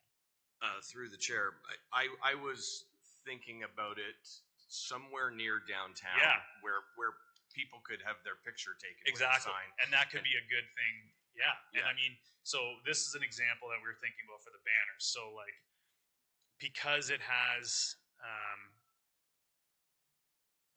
so where it's at, so we could have a banner that has a downtown Paris, and the word could be pretty, whatever it is for food, think of something. And then, but would like to have an actual chef who works at one of the restaurants somewhere in Paris on that banner.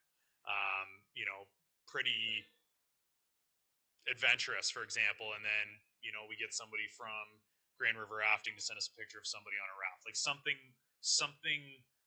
specific to our downtown, and launch all that at the same time. But a sign is a great idea. Like we had thoughts before about maybe like a banner hang. Some downtowns you go in, welcome to whatever, but a sign is an even better idea. I mean, it's a lot less work once it's done. It's probably more expensive, but that's a perfect example of something that we can kind of relaunch with. I love that idea. Any other questions from committee? Seeing none, thank you very much, Matt. How do we want to deal with this? Councillor Oakley? Receive it as information. Councillor Howes? Any other questions? All in favor? Opposed? That is carried. Okay, moving on in the agenda, adoption of the previous minutes. Can I get a mover? Councillor Coleman? Councillor Kyle? Any questions on the previous minutes? Seeing none, all in favor? Opposed? That is carried. Any business arising from those minutes? It is snowing outside. Okay, seeing none, moving on to consent items. Consent items to be approved, we've got a few of them here. RPT-0157-24, which is the low-volume road rehabilitation. Can I get a mover? Councillor Miller, Councillor Coleman, questions on this? Seeing none, all in favor? Opposed? That is carried.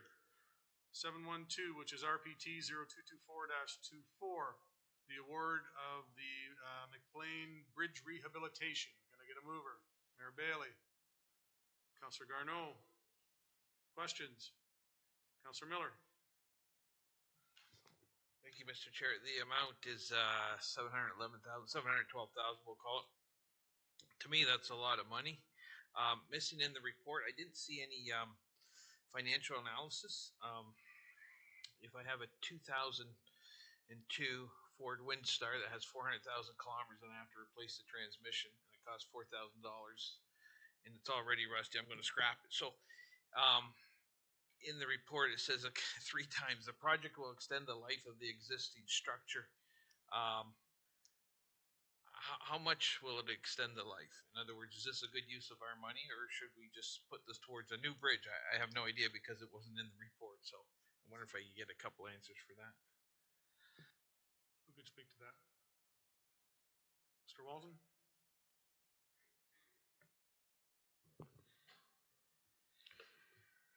Through the chair to Councillor Miller. So when we did talk about the long-term financial plan and the asset management plan, we did talk about bridges is in there. We do, actually bridges in the grand scheme of asset management is one where we probably have some of the best knowledge we have. Like every other year OSIM reports for most of the bridges, and some of them that have particular things have to have reports on them every year. We're constantly looking at them, constantly looking at the projections out as where they're going to go. If we vary from that plan as to the life of these bridges, there's not enough money in the world to replace these. Like, you know, these were all done under federal provincial grants 50 and 60 and 70 years ago. Now they're 100% us. Oh yeah, we own some bridges now that were built by the province of Ontario we could never afford to build right now. You know, the province built them as highways that, you know, before the 403 existed, you know, Highway 2 was the main corridor. So, you know, this bridge is a replacement. I don't know, I'm going off the top of my head here. $4 million, Mark, Eby, probably. So do that for every one of these that we're going to do deck replacements on. You know, the lineup is long. This is the best way of spending the money. We have to find ways to actually extend these in the asset management plan, the life of most of these bridges will have is 75 years. We need to make most of them last 100 to really do it economically. So this is good money spent. My answer to the question. Thank you. Mr. Miller? Okay, so just to follow up, Rob, do we know, like I say, I wouldn't be asking if this was in the report, but do we know how much longer this would extend the life for? Like you say, it's a fair chunk of money. Yeah, actually, to answer that on this, and we can do that by a Friday file. We'll get you the information on this particular bridge and tell you exactly how old it is and what this is going to do. We'll get that to you. Okay, like I say, it would have been. I would have put that in the report myself, the financial aspect of it. We'll be ready next time. Okay. Thank you. Councillor Coleman? Thank you, Mr. Chair. And I did not see in the report how long will this construction take? Because one lane is going to restrict the flow of farm machinery going through. I know that for a fact. So can you tell me approximately when it will start and how long you figure the duration of this project will last? Through the chair to Councillor Coleman, we don't get the absolute schedules on these and the timeline, so we have the discussions with contractors after it's awarded. So generally, these take 2 to 3 months to do these projects, as you know from other ones that have happened. We'll be having those discussions with the contractor when it's actually awarded, and then we'll get. We will be sharing that information with the community though once we know what it is. Any other questions? Seeing none, all those in favor? Opposed? That is carried. 713, which is RPT-0147-24, Biggers Lane Landfill Cell 1S Construction. Can I get a mover? Councillor Coleman, Councillor Bell. Questions? Councillor Bell, then Councillor Miller. Yeah, thank you, Mr. Chair. I note from the recommendation that this is going to cost us 3.7 million. But further in the report, it says that we can expect 10 more of these on a periodicity of about every 3 years.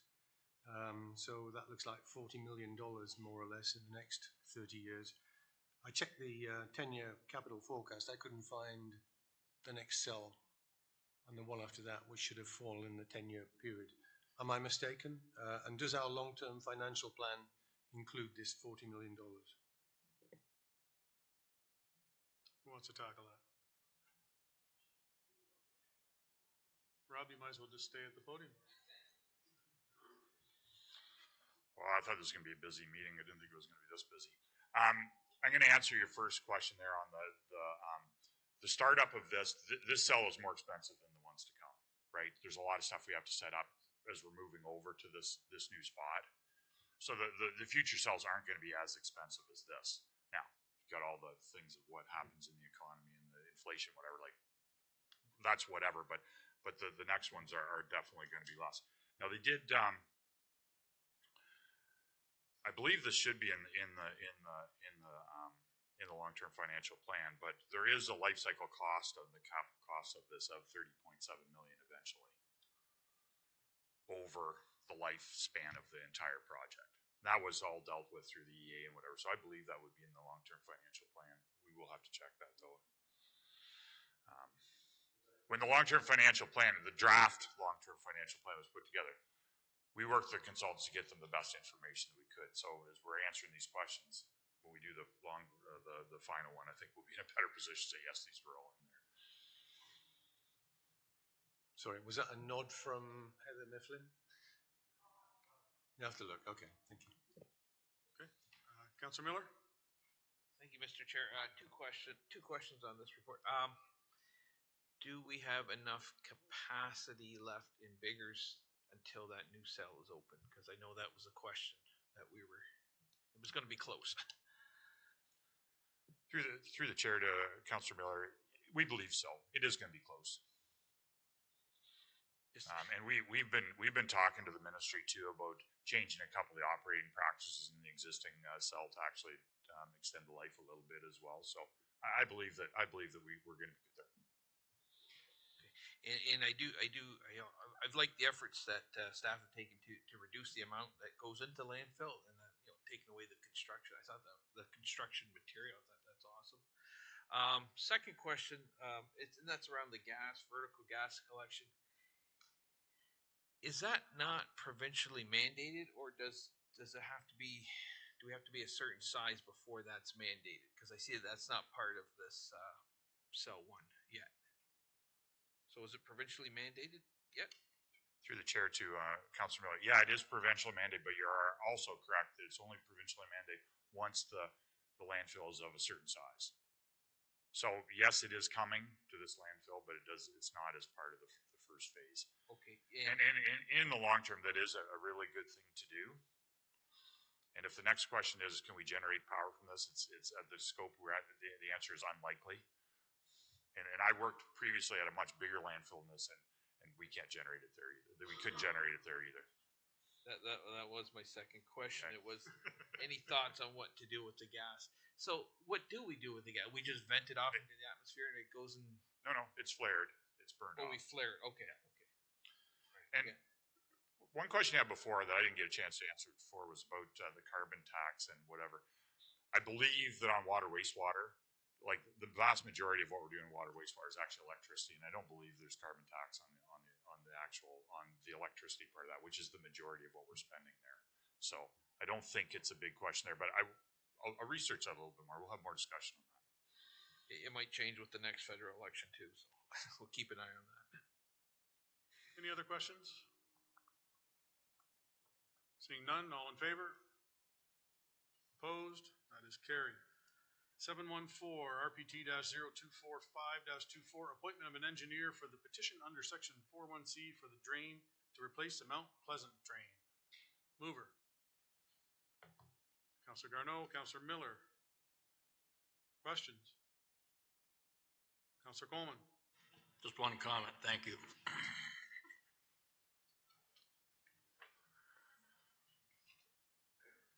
Short and sweet. Any other comments, questions? All in favor? Opposed? That is carried. Okay, 7.2, consent items to be received. There are 3 of them. Does anybody want any of them pulled? Councillor Oakley. Through the chair, 7.2.3. Councillor Bell. I guess we're going one by one. 7.2.1, fire prevention activity report. Mover. Councillor Howes, Councillor Oakley. Questions? All in favor? Opposed? That is carried. 7.2.2, recreation master plan status update. Mover. Councillor Bell, Councillor Coleman. Councillor Bell, you had a question. Yeah, a couple of questions, if I may. I noticed in the first part of the report, where it talks about the cost of doing this, there are lots of TBDs. Far too many for my liking, I have to say. Is it possible to get a sense of what the total cost of delivering the plan as was originally planned against what we think it will cost now? And I recognize that the plan we had presented to us, which is, this is the 3rd or 4th update, has changed, and quite markedly so. And I would like to understand how much we're going to have to spend to deliver, and whether or not it's actually realistic to expect to deliver everything that's in the plan. That's my first question. I'll come back to the second one. So through the chair, I think that's a really good question, and part of what we're doing as the next update is to take a look at the overall plan for the duration and to get a feel for that. So I think when we come back next year with our report, I think we will actually give you sort of a status on the overall cost. Okay, I'll wait with that one. There's a lot. The report I think is really good, and I appreciate it. There's lots of information that tells you what you're doing. There's an awful lot going on. One question I have, and it is a philosophical question, and that's about the operation of the new Paris Library, if and when it's built. is that a community asset that your team operate, or is it a library asset that the library operate? And I say that given that on previous occasions when I said, you know, this library is costing too much, I get beaten down by people saying, well, it's not just a library, it's actually a community centre. So what is it, and how does that play into your plans? Through the chair, so I think that's a good question. There's lots of different models that we could look at for the management of the library and the overall facility. So I think that's something that we would have to look at community services with the library board and bring something back to council to make a decision on that. I think Allison wants to jump in there. Thank you, through you, Mr. Chair. So I have been working with our legal department to get an MOU drafted. We haven't had one in the past between the county and the library, but it is our capital asset that we own as the county. However, the library runs it and does the programming out of it just as they do in their current location. So we are looking in that MOU to specifically lay out responsibilities and accountabilities on how it operates, and that will be coming forward for approval. Legal has sent me a draft and I'm reviewing it right now. I don't know what the response is going to be from the library board. It still has to be sent to them, but I would imagine there's going to be some back and forth, and that'll come back to council for approval at that time. Any other questions on that particular one? If I could just make a quick comment to that, when I spoke earlier of this agenda having a lot of very important information on it, we had very important information on water and wastewater, as well as on the other end of the spectrum for recreation. There's a lot of good information in here on recreation. So I'll reiterate the fact, as I said earlier, hopefully the public reads this. Okay, we've got it moved and seconded. All those in favor? Opposed? That is carried. 7.2.3, get a mover. Councillor Oakley, Mayor Bailey. Councillor Oakley, you had a question. Through the chair to staff. So I just wanted to highlight out of this council attendance report, the Tourism Advisory Committee. So there's low attendance in this committee, and there's also an absence to be filled. I would err on the side of perhaps we might not want to look at filling it right now. I kind of question the purpose of this committee, by and large. It has low attendance because I think many of the members evaluate it as not being too useful to their time. We've had multiple meetings that don't have quorum because people aren't attending. And earlier earlier last year, we had a round table for the purpose of tourism, which I think staff and myself felt were quite productive. So I'm curious to hear staff's opinion if perhaps that's more of the model we should go as our approach to public consultation for tourism, with those relevant in the industry, rather than an advisory committee with this structure, because I'm not sure we're getting our dollar value out of the staff time that goes into it. Okay, Allison? Thank you, through you, Mr. Chair, to Councillor Oakley. So when many of these advisory committees were established, the county was in a very different position, and we recognize how things have evolved in recent years. Our public consultation specialist is currently working on an analysis of all of our committees and what the best methodology may be to engage the public and how we might get better results, and also engage a wider range of people in the public realm. And there's many ways of doing that. An advisory committee is one, but there are other ways of doing that. So I would suggest that we leave that decision until that report comes back in the next quarter. That's going to be more holistic and look at all of our committees as a whole. Okay, thank you very much. Thank you for that. There's that word holistic again. I like it. All those in favor? Opposed? That is carried.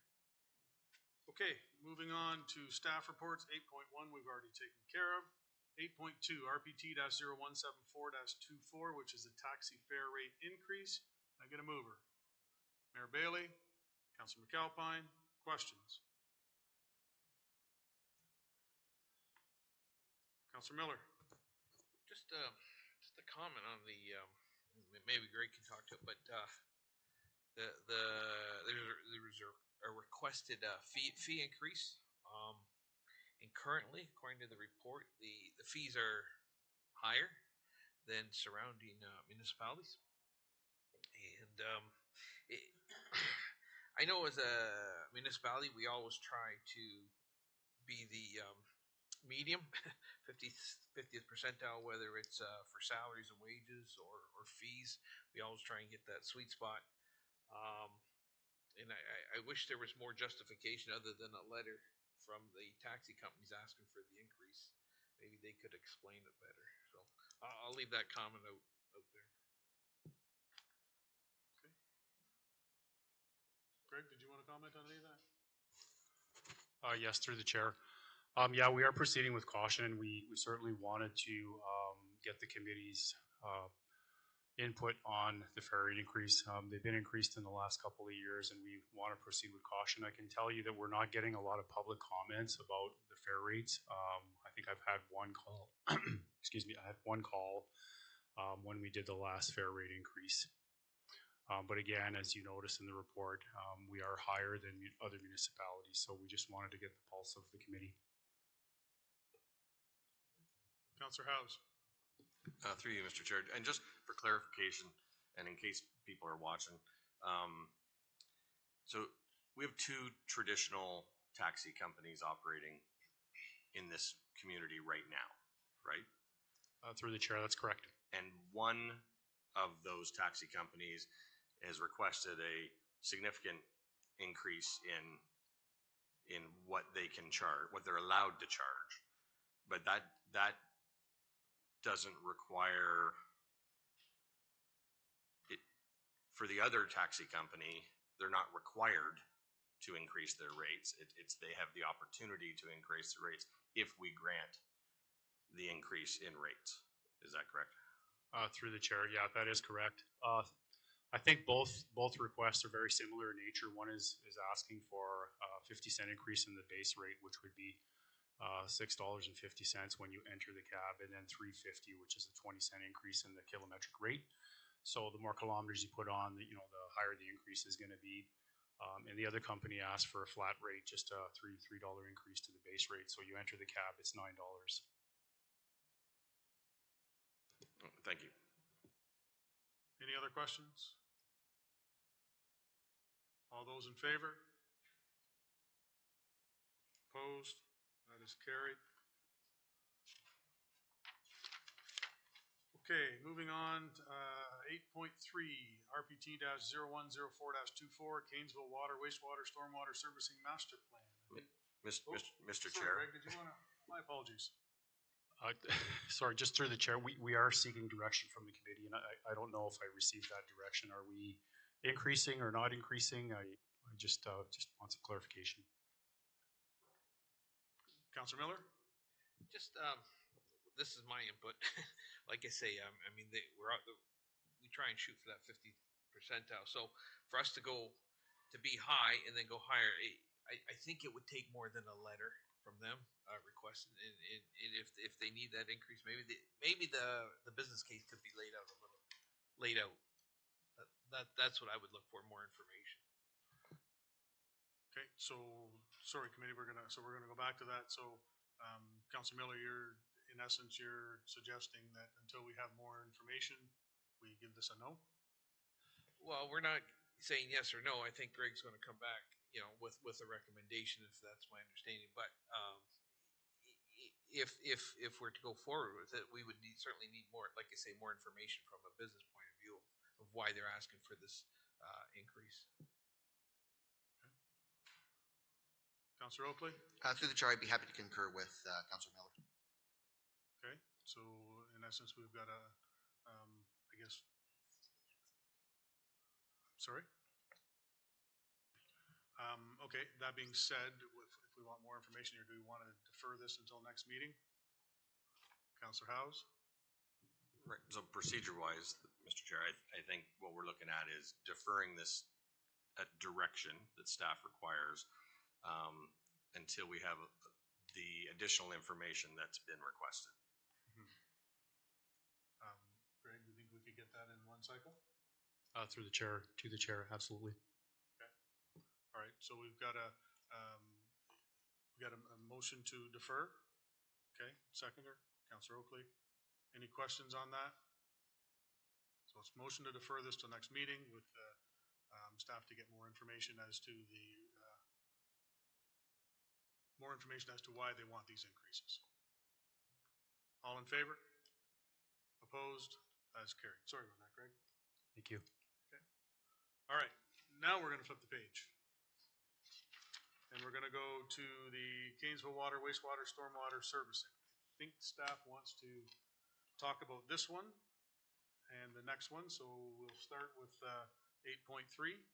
First of all, can I get a mover to get it on the floor? Councillor Coleman, Councillor Garneau. Rob?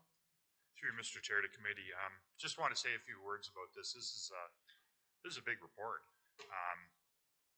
When I first came here in September 2017, one of the first projects that Michael Bradley had me work on was the servicing of Gainesville and the airport, which was agreed to through a boundary adjustment agreement, which came into place January 1st, 2017. Subsequently to that, brought back a report to council and suggested that Gainesville should be the main priority in that, and that we would concentrate on doing that. Well, we know what part of those 6 years or whatever, we spent sort of 3 years of those in COVID. This is definitely one of the projects got set back a little bit, but not to, but it is from an economic development perspective a very important project. And when you look out at Gainesville and the use of some of the lands out there that can't redevelop right now because they have no sewer services, basically, this is a game changer for that. And there's a lot of, and it's a lot of small properties too, which would be good, small businesses. And then there's some big properties too. There's the one big fish out of there, the one property south of the tracks there could land some very big economic development. So were a couple of things that happened during the public consultation, which were quite interesting. There seems to be a diametrically opposed opinions from residents on Blossom Ave as to whether or not services should come there. Some are seriously want them, and some of them seriously don't. We agreed through this EA actually to go out there and almost on a property by property basis evaluate what the need is out there and then make some different decisions. But we did agree that the trunk water main is not going to go on Blossom Ave. We're going to take it over on Road 18 instead. So that doesn't put the pressure on that decision of, well, we're putting it here, it's coming anyway. So we'll make those decisions over time. But we did hear from some people that they're desperate for water. So we do need to get out and make those decisions. And so I think it's been a long time coming. Mark Maxwell to answer the actual questions on if there's questions on what's going, but this is a big story and a good one, and not small numbers. We'll be having some connection charges for some of these properties. There's going to be development charges funding part of it, and again, I'm sure we'll be borrowing some money for some of these projects to happen. And we are set up now once this gets done to then get onto the engineering and get it going. Hopefully, maybe some work in 2025. Thank you. Okay. So, questions on the report? Councillor Bell? Yeah, thank you, Mr. Chair. Mark, I noticed from the report that we're going to spend about $40 million in total.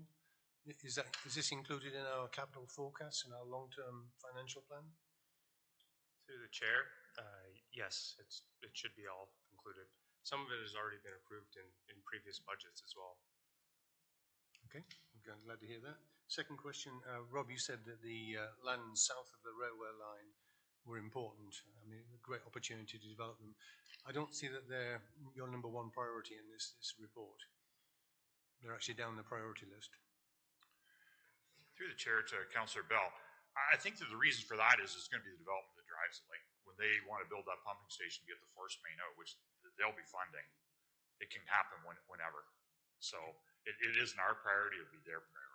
Our priority will be to service those lands which only we can service in the other parts of Gainesville. Some of them which are serviced now will be serviced differently, and some of them to which we can extend the services to, and then they can change their business practices on there and intensify. Any other questions? Councillor Chambers, Councillor Coleman. Through you, you had mentioned the importance of this as it relates to the boundaries adjustment agreement that happened a few years ago. And now that this is in place, and I believe there's some city work to be done,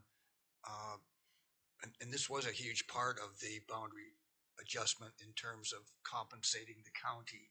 I'm just wondering if you want to elaborate a little bit more on that for the people that weren't here during the boundary negotiation, and what we can do going forward to capitalize on economic development to receive some of the compensation that was anticipated when we did the boundary adjustment.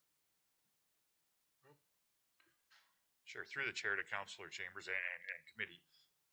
So in the boundary adjustment agreement, it was agreed that Brantford would provide services. They already provide water service to Canesville, but they would provide wastewater service to a certain level for Canesville at actually no cost to the county. So we have to do the work in Canesville to bring the wastewater to them and to do extra water storage and whatever. We don't have to pay for their plant improvements and whatever. So that's a good news story for us for sure. And our current capacity of the plant is 250 cubic meters a day, and we're going to be able to expand it. Is it 1,800 to 2,000 cubic meters a day? So it's a huge increase in the amount of wastewater we're going to be able to handle there as well. 8 times or whatever. So that's the big and the same out at the airport. But we decided we could only only so many projects you can bite off at one time. It's kind of interesting because in discussions with staff about things that they might want to do at the airport themselves, that may in the next couple of years become a project with some priority as well. But we'll concentrate on getting these projects going there and be bringing back ideas for council on how would we attack the airport project for the next budget. Councillor Chambers? And just a comment, Mr. Chairman, this probably is a good example of how the city and the county can work together at the staff level to further the benefits of both the city and the county. And this is, I think, where we should be putting our priorities with regard to staff, working with city staff to benefit both municipalities. I know sometimes we think the councils can do wonders in joint committees, but that's just window dressing in many respects, in my opinion, a waste of time, which I've stated before. But at the staff level, this is where things get done. And if we encourage our staffs to do this kind of stuff, that's where we get the benefit of joint agreements and joint working with the city. So I encourage staff, and I know the CEO is very up on this, and the I'll call it the frontline staff is in tune with the city frontline staff, and this is where we got to move forward, because that's where the dollars come into the county. So just maybe a comment with regard to where the work gets done and where it should be done and where a priority should be. Thank you for that. I think Allison wants to jump in here. Thank you. Through you, Mr. Chair, to committee. I have given this a lot of thought in terms of economic development in Canesville, because I do think it's an opportunity on the horizon, a really big one for the county. And I think we can all agree that there's been lessons learned in terms of how quickly things can happen in areas looking at Paris and St. George. So one of my priorities over the next year, and hope to bring more to council, is to look at really getting planning more involved as well, to make sure that we're ahead of what might come, and we can actually look at a more sort of master planned industrial or commercial community in Canesville, and really maximize what can be done on that land, because I have concerns certainly that we won't get the highest and best use if we don't get ahead of it. So that would be a priority for me. Right now, we don't have anything in the work plan or budget for that, but it is something that we hope to bring back to council this year for consideration moving forward. Okay, thanks for that. So you're good, Councillor Chambers? Councillor Coleman? Thank you, Mr. Chair, and owners, the residents on Boston Ave are very looking forward to water. Just one comment of the negative is, please remember, we will increase the traffic, and 18 can only hold so much more traffic. Councillor Bell. Thank you, Mr. Chair. Just following up on the what's included in our planning. I looked at the 10-year capital forecast for water, and indeed there's $14 million in there for Cairnsville. I couldn't find a similar entry for wastewater, so maybe I missed it, but if staff could help me out on that, I'd appreciate it. Who can speak to that? Through the chair, we'll have to look that up. Okay, thank you. Any other questions? Councillor Oakley? Anybody else? Okay, Councillor Oakley. Through the chair to staff. So I remember part of this discussion about the boundary agreement with the city when we were discussing an apartment building out in Cairnsville that I believe approved with an H. Is that the servicing primarily is to benefit industrial lands? Is that the case here in those, for example, won't enable buildings like that, apartment building that's waiting with an H, or is this to benefit both industrial and residential development? This will benefit all of it. Like, really, we're in a position right now where very little can happen out there because our lagoons are basically at capacity. So as soon as we remove that restriction, then any viable planning report can come forward for any of those uses and go. But in Cairnsville, the primary use is industrial, most of it. But there will be some highway commercial, which could have some ancillary residential on Colborne, and we were involved in reviewing those plans for the property that you bring up, and that again would bring useful housing to the area, and some probably affordable housing. I don't know what that actually means these days, but Perfect. Thank you very much. Anybody else? Okay. All those in favor? Opposed? That is carried. Okay, so 8.4 RPT-01222-24 Annual Drinking Water System Summary Reports. Can I get a mover? Councillor Oakley, Councillor Kyle. I think Rob wants to speak to this as well, or? Yes. Through the chair to committee. So,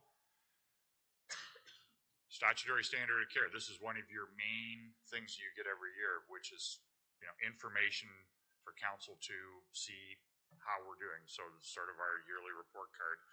You do get really about 3 main reports during the year. We used to have quarterly reports, but the way the quarters work out with this, we're really doing 3 reports now. We're doing 2 other reports in the final report. This is the first year where you've seen the annual and the summary reports actually put together as one. Quite frankly, when they wrote the original legislation, is why they split them and had the 2 different parts. I really have no idea. It's just confusing everyone. One had to be done by the end of February and one by the end of March. So Andrea, this year went to Aziz Ahmed, who's the head of rules, and got permission for us to actually do one and have the date to be for the end of March. So I think it gives us a little bit more time to work on it, a more concise and picture for council to see the important things to be done. And I'll let Andrea speak more to the details of it, but I think it's a great report card in my humble opinion. Thanks, Rob. Thank you. So Rob gave a pretty good summary about what we did this year. We joined historically what was 2 separate reports, one speaking about the operations and the quality of the water of our 6 municipal drinking water systems, and the second report being that on the operation and the quantity of water that gets pumped out into the system, and we combined it into one report for each system. The idea here is to really give the public and council and committee the opportunity to see a snapshot in time and tell a story about each system, not only about how each of the municipal systems are operating, but also speak to any kind of challenges we might have about water quality, any challenges and risks we might have with system redundancy, and any constraints we may have around the quantity of water. So the committee report is written in a way that gives the highlights of the actual drinking water system reports that need to be made available to the public for free by March 31st. So I'll just open the floor to see if there's any questions. Thank you. Questions? Councillor Miller, Councillor Bell. Thank you, Mr. Chair. Through to Andrew, just a couple of questions about the test results. I always thought Mount Pleasant had a bit of an elevated sodium level.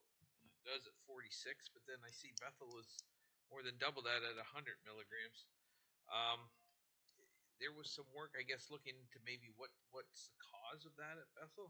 Do you know if anything has been located as to the cause? Because at some point we thought it was the salt storage, which it could be, or it could be the salt on the streets in the industrial park. Is any work being done looking at that? That's the first question. Yep. So we have started a project to look specifically at what is going on at Bethel. At this point in time, we don't have the issue pinpointed, but there are a couple potential challenges there. The MTO salt dome is in extreme proximity to our municipal well. The operation of Highway 24 South and how that's managed by the MTO salt management, road application could potentially be an issue, but also the close proximity of our stormwater management pond that collects all the runoff from the industrial area there is also a potential contributor, because the way that the municipal well draws water from the aquifer, it draws from the northwest. So it's pulling, so the stormwater pond collects everything and directs it directly into the ground, and the well draws it immediately out. So we have made some immediate changes on the operation of that stormwater facility to see if it has a positive impact on what we're seeing at the well, but these changes aren't seen immediately. We've also started a project with our planning team and the new engineer that's joined Mark Maxwell's group into looking at what are some potential design options. We're having a similar conversation in and around the Gilbert Wellfield because stormwater infrastructure and how that impacts source water protection is a hot topic in the source water community right now. So we're looking at ways that we can improve the infrastructure, manage it in a way that promotes the quality of our water through the proper operation of the asset. So. Good to hear that you're looking at it. Second question. When you test water, I'm going to assume this, you tell me if I'm wrong, but I don't need an answer, but water is tested after treatment, I would assume. And then I was looking at Scotland, the iron's a little bit high, it's 0.6. At what level do you notice iron in the level, or in the water? Because I know it can really muck it up, make it yellow, and give it a very smelly make it smell. So at what level do people notice that there's just too much iron in the water? And at what point would you need an iron filter? So I'm just going to look at the... On page 385 of our package, I think I got it. page 7 of, well, I don't know what. Page 7. Iron. So the aesthetic objective is 0.3. And we're seeing 0.6.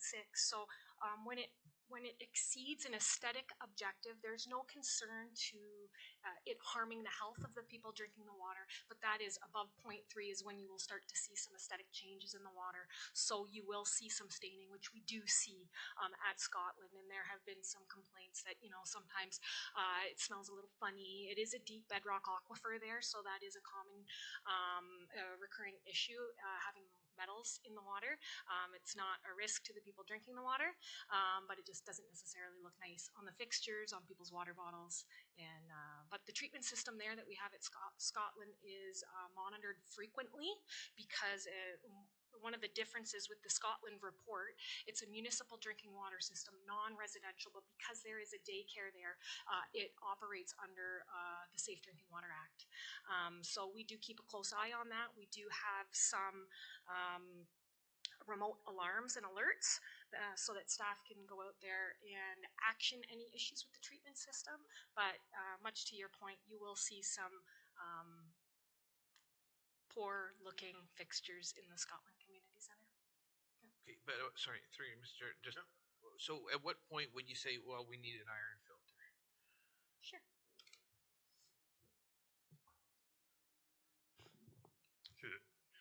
Through the chair to Councillor Miller. So in dealing in operations on groundwater systems for a long time, I've actually dealt with this several times. So 0.3 is the aesthetic objective. Andrea described that perfectly. There's no health-related parameters here. The big thing you run into is laundry, right? And I don't think there's any laundry at the daycare here, but so, but when you have a residential system, you have that. So at systems up to in the 0.6, which this is, many of them do use a process called sequestration, where you add an actual chemical layer, which actually keeps the iron in suspension. Because the iron, once it stays in suspension, you can't tell that it's there. It's when it comes out of suspension, and then you catch it on your white clothes, you catch it in a filter, you catch it wherever. That's when you really notice it. Or it settles out in the pipes, and then you surge the pipe somehow, and it all becomes. That's when it becomes a problem. When you get into the above 0.6 and you get up into the 1 point, or if you get up into 2 and 3, you have to have filters because nobody likes that water at all. But at a level of 0.6, sequestration might work, especially on a small system like this, if we got into that issue. Or at around 1 part per million, you pretty much need to have a filter. Okay, and there's a reason I'm asking this, but I'll let people know. Thank you. Okay. Councillor Bell, then Councillor Chambers. Yeah, thank you, Mr. Chair. Through you to Andrea. This is a very comprehensive report. It's also a very reassuring report, given that we're on the line for the quality of the water. So I know there's no room for complacency, but thank you. You do make me feel more comfortable. In respect of quantity, though, I can't remember when we did the Paris Master Servicing Plan, or when it was presented to us. I'm thinking 3-4 years ago, Rob. Yeah. Do we have any reason to think that the dates we had there, which I think was 2031, we needed to upgrade the supply in Paris, has that changed?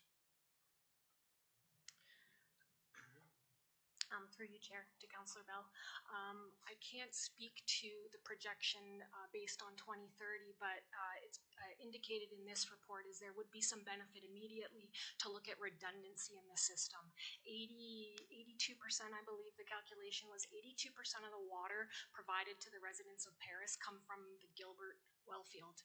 82%. If anything happens to Gilbert, whether it's quantity of water or the quality of water, we have some risks there. So what we've identified for this calendar year is to start a hydrogeological investigation in the north end of Paris to see if we need to start finding an additional source of water. That was one of the items that was identified in the master plan. We don't necessarily need to increase quantity at this time, but we need to provide a little bit more redundancy to this system. Thank you. Final question. Rob would like to add. Through the chair to Councillor Bell, and Andrea isn't well versed in the master plan because she's only been here a short period of time.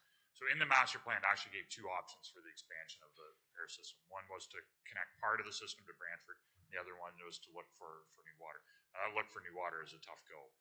But we are working with the City of Brantford staff. There is an EA going on for their whole area there where they're doing all the grading right now on Oak Park and Power Line. And we are being considered through that EA as the connection point there. So that work is ongoing. And Andrea is right. If that isn't successful, we will be looking then at the looking for a new well, which if we started now would probably take till 2031. Thank you. Okay. Councillor Chambers. Actually, Mr. Chairman, I wasn't grabbing for my microphone. I was grabbing for the mouse, but since you called upon me, I do have a comment. I'm trying to reconcile in my mind the Bethel well, the retention pond just upstream where everything runs into and then is dissipates into the groundwater. And then we have a salt storage just around the corner. And yet just last week, we were told that 4 chickens poses a significant threat to the point where we don't want to have chickens. Yet in this case, we have what would seem to me a vastly more serious threat, and we just kind of shrug our shoulders and move on. So that's just a comment. I think I would sooner have 4 chickens than a salt storage shed and a water retention pond next to my well, but that's just my comment. Chickens for you, Mr. Mayor. Councillor McAlpine.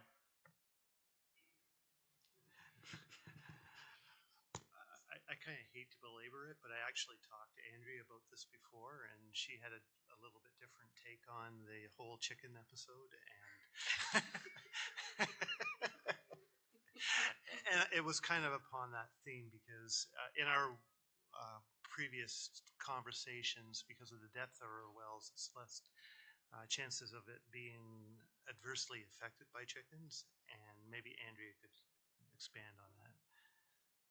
I don't want to expand too far away from drinking water. Point of order. I'm sorry I brought that up. Point of Quick, order, get in Mr. here. Chair. No chickens. I don't think we're gonna. Sorry, Andrew, but I don't think we're gonna go down that road because we're talking about and unless. I can make a general comment maybe about source water protection, how it relates to water operations. I won't speak to chickens, but so when the Walkerton tragedy happened, one of the silver linings of that was development of a source to tap approach with protection of drinking water. So with that source to tap approach was the development of source water protection policy and plans. So here at the County of Brant, it's a multi-pronged approach for source water protection, but what we're really looking at is the designated wellhead protection areas, and each of them are mapped out. Is looking at the activities in those wellhead protection areas. What's the risk associated with that activity, and how do we manage the risk associated with that? So with a rural community like the County of Brant, nutrient management, manure management on big farmlands, salt management, nitrate management, those are all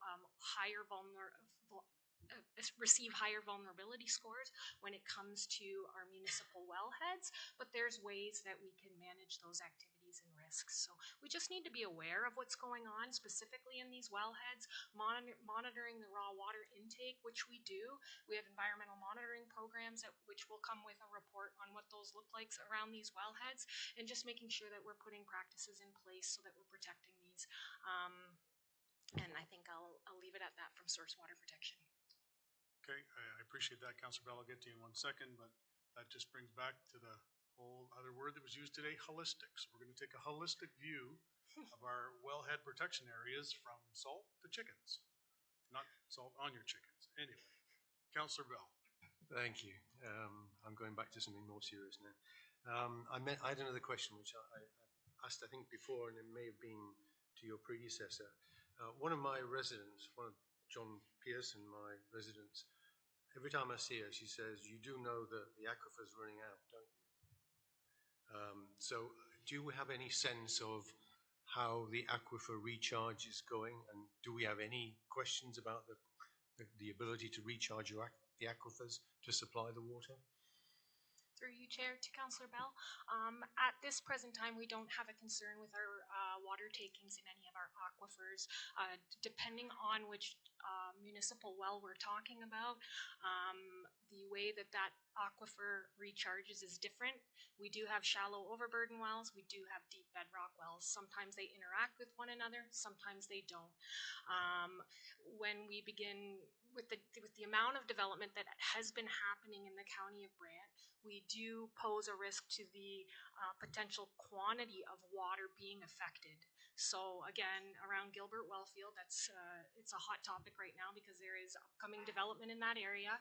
When you pave over everything and redirect stormwater and surface water elsewhere, will that affect your groundwater? Absolutely it will. But that's why we're working to put in place some proper operational measures with stormwater infrastructure so that we can recharge the groundwater aquifer, but also protect the quality of the water. So at this point, I mean, I've only been here a short period of time. After completing these reports in the snapshot of 2023, I have no concerns with our current water quantity takings from our municipal wells. The only thing that could pose a risk is some of the redundancy options. Now, to be more specific, this particular resident said that in 7 years we're going to run out of water. So I would like to be able to go and say, no, you're safe. And I think I've heard that. Thank you. Yeah. Okay, some good discussion there. So we've got it moved on the table, seconded. All those in favor of the report? Opposed? That is carried. 8.5, RPT-0109-24, household hazardous waste collection. Can I I get a mover? Counselor Howe, seconder. Counselor Coleman, questions on that report? Counselor Howes and Counselor Oakley. Thank you, Mr. Chair. Through you to Andrea. I remember attending the household hazardous waste event in Burford last year and being very, very impressed with how it was run. Am I to understand that we're going to replace that event with 8, therefore more frequent events, but instead of taking your stuff to Burford, you take your stuff to Brantford? Or will the Burford event still happen also? Through you, Chair, to Councillor Howes. No, you're correct. We would be piggybacking with the City of Brantford with their HHW events at the Mohawk landfill in Brantford. More frequent at their location. All right, follow up, Mr. Chair. Right, yep. Thank you, Andrea. And so in that scenario, I pull up in my vehicle and I give them my address in the county of Brant and they say, welcome, put your stuff over there. Through you, Chair. Yes, correct. Thank you. Through the chair to staff. So I think this is great to see that we're going to do more hazardous waste pickups, and it's not going to cost all that much more since we're able to partner. Where because I believe we had discussed this part of the general solid waste strategy last year sometime about having a permanent drop-off location. Because I think while 8 events is certainly better than 1 event, it's still anything that enables people to just, whenever they think of, oh, I have hazardous waste, to go get rid of it rather than toss it in the garbage can or toss it on the side of the road or whatever else would be beneficial. Is this suggesting that we're not going to go this way for now, or just we're still looking at that? That'll come in a later report. Through you, Chair, to Councillor Oakley, we will look at that in a later report. This is an interim servicing option where we thought we could increase service levels for the residents of the county with a minimal cost to the ratepayers, but providing them with more frequent opportunities. With the County of Brant only having typically annually 1 event, sometimes people don't like to hang on to things for 12 months, but they may be willing to drive 15 minutes into town if it's frequent. So. Okay, perfect. Thank you very much. Okay. Councillor Miller. Thank you, Mr. Chair. The experience I had was good at our events. As Councillor Howes pointed out, you make your half-hour window and you show up, and it's in and out. It's a really good system. Now I've heard Brantford. I heard somebody take stuff there from the city, and they said the lineups were just terrible. Do we know? Are they going to be first come first serve with the city, and we'll be looking at lineups? Any thoughts on that? Andrew? Through you, Chair. I believe that they have abandoned the appointment approach, and it would be a lineup. Okay. Any other questions on that report? Seeing none, all in favor? Opposed? That is carried. 8.6 RPT-0242-24 Downtown Paris Business Improvement Area Memorandum of Understanding. Zach, I don't know if you want to speak to it or just answer questions. Pretty straightforward. Mover, please. Councillor Oakley, Mayor Bailey, Councillor Oakley. I was just moving it. Okay. Yep. Any questions to the report? All in favor? Opposed? That is carried. Committee reports. 9.1 Tourism Advisory. Can I get a mover? Councillor Kyle, Councillor Oakley, questions? All in favor? Opposed? Carried. 9.2 Cemetery Advisory. Can I get a mover? Councillor Coleman. Councillor McAlpine. Questions? All in favor? Opposed? Carried. 9.3 Brant Heritage Committee. Can I get a mover? Councillor McAlpine. Councillor Howes. Question? All in favor? Opposed? Carried. 9.4 Brant Heritage from March 7th. Councillor Howes. Councillor Oakley. Questions on that report? Councillor Miller, Councillor Howes, Councillor Oakley. Thank you, Mr. Chair. Just a question on recommendation number 2. It's Now, the minimum standard for the 2024-2025 work plan include the undertaking of 5 heritage designations and 1 heritage conservation district. As legislative action for the committee and staff, why 5? Is there that many out there? Is there a demand for this? I just wondered where that number 5 come from. Who can comment? Councilor McAlpine, you can comment to that? Unless there's a staff member that wants to comment. Not seen. Start it off, Councilor McAlpine. Okay.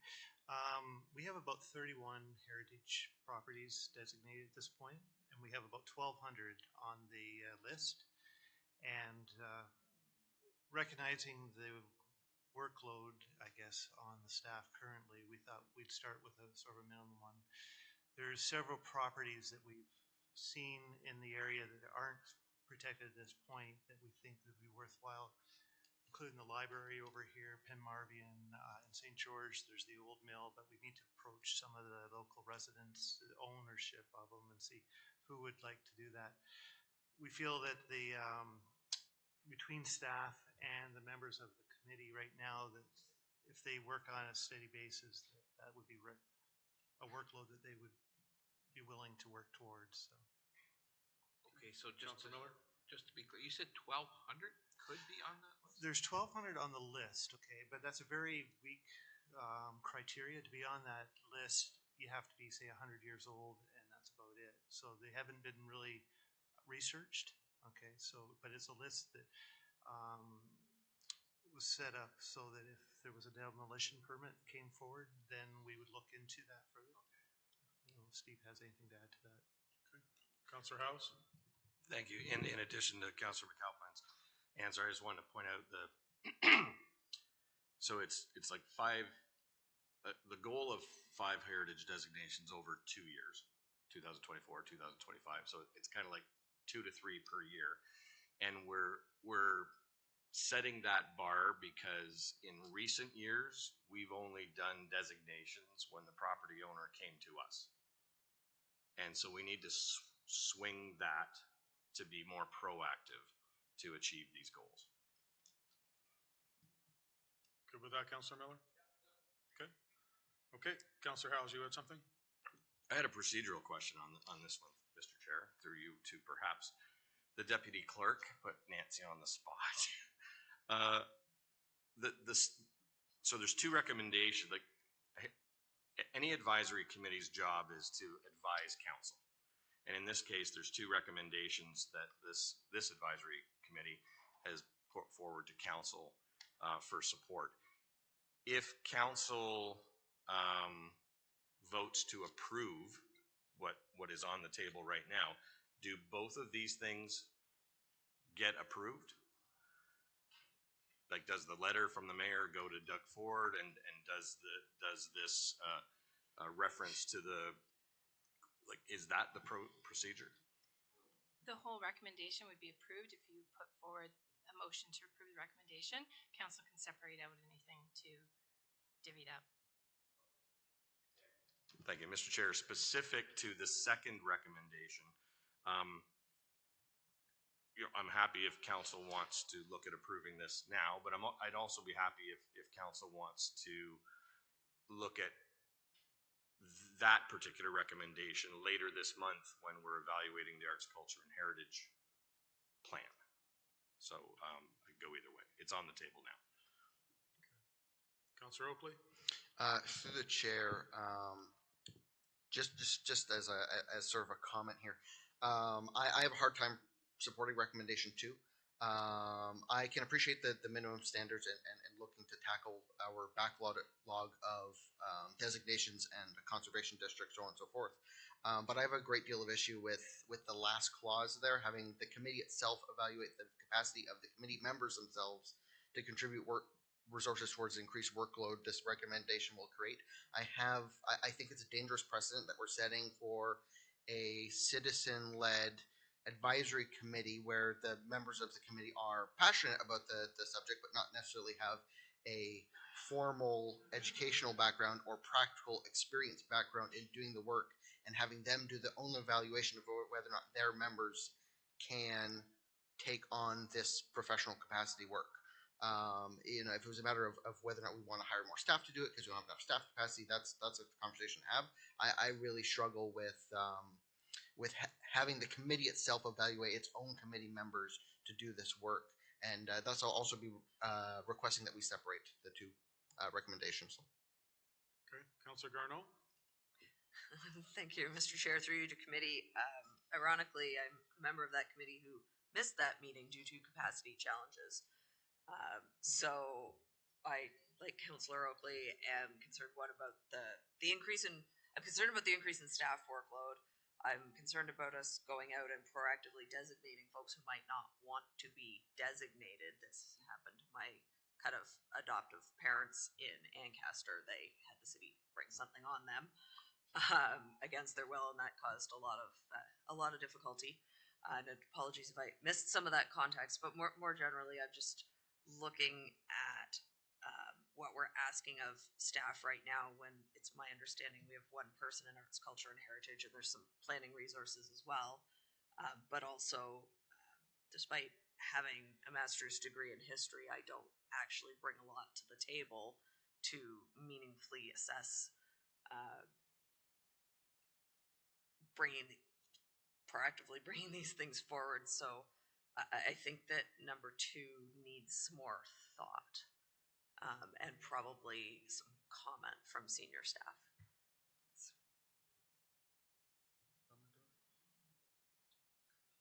Councillor McAlpine, response? So, and I would be okay with putting it forward into the master plan for heritage and culture, but I don't think there's any desire to designate any properties without consent of the homeowner at this point, because 5 out of 1,200 potential homes. I think the idea is to have Kayla oversee the program, okay, with her expertise, but have the committee members and possibly some other residents that have experience in the past working on these projects to do some of the initial research that Kayla can oversee. Councillor House? Yeah, thank you, Mr. Chair. Right, and that's what my hand up was about in response to both councillors' questions. Historically, pardon the pun, the Heritage Advisory Committee members took on some workload to support staff. Staff run the project. We are conscious and respectful of staff resource availability, but at the same time, if we don't seek this support and this confirmation, then we drift along for years and not getting anything done. And the idea of utilizing citizen members is purely on research and background and kind of legwork, and in some cases communication. Staff drive the project. That's basically the way it works. Zach, you want to jump in here?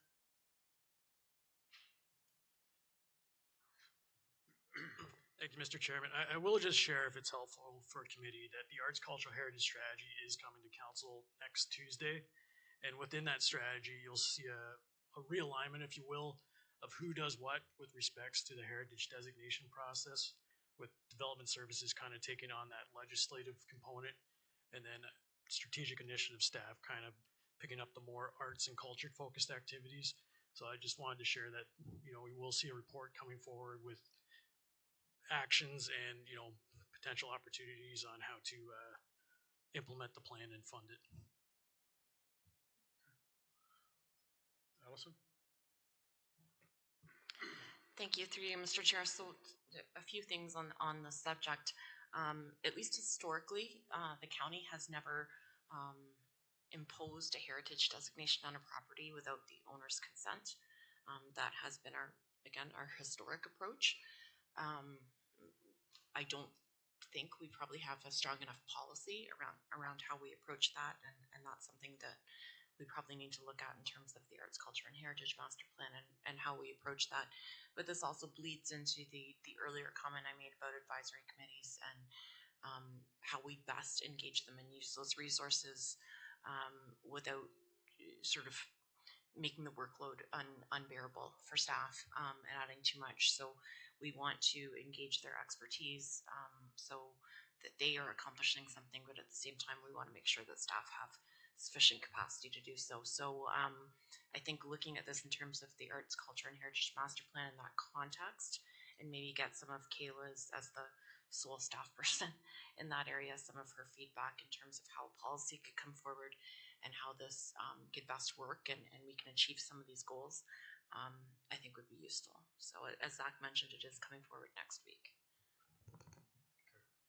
Okay, so what I'm hearing from committee here is there might be a suggestion here to separate these two. Is that standing? Can I get a motion to separate them? Councillor Kyle, Councillor Howes, all in favor of separating them? Opposed? Okay, so we'll take one at a time. So we're gonna take the number one recommendation. Can I get a mover to get that on the floor? Councillor Coleman, Councillor Oakley, questions on number one? Councillor Oakley? Just a quick thought that I've had reading this over. Is it worth also including our own member for provincial parliament, or just the minister relevant and the premier?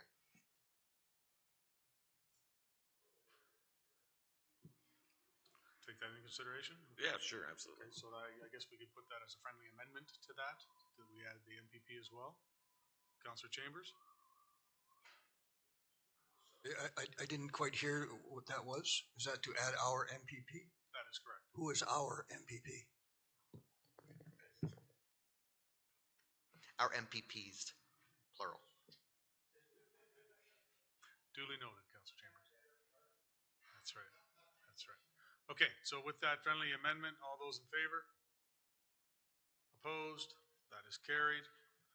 Okay, number two, how do we want to go on that one? Councillor Howes? Mr. Chair, I would recommend, I believe it would be most appropriate to defer that decision to discussion related to the Arts, Culture, and Heritage Committee on a night where that's on the agenda. Seconder for deferral, Councillor McAlpine. Any questions to that?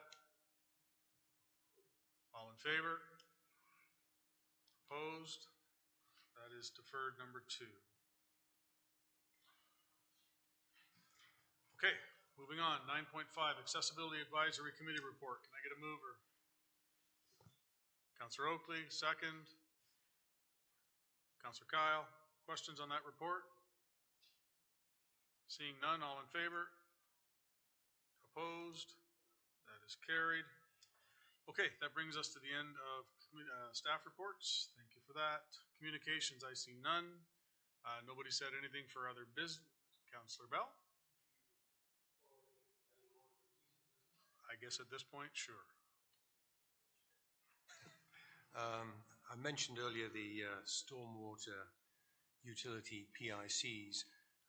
There are two, one in Burford, one in Cairnsville, and yet the majority of people that are affected by it live in Paris or St. George. Could I ask that staff consider adding another PIC somewhere in Paris and or St. George? Staff? Rob?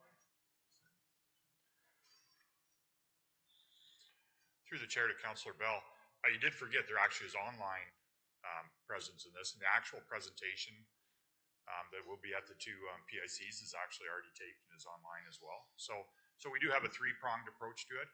I think we'll wait and see what comes out of the PICs as we make some decisions, because we often have these PICs and have nobody show up. So let's see what happens, and we can consider it. But you know, we try and plan these events. We in the past we've been criticized for having events in Paris all the time, and so we try and spread them out and have them in other places. You know, everybody has to travel somewhere to get to these events. You know, Burford's really not that far from Paris. You know, if we do our best to spread them around the county.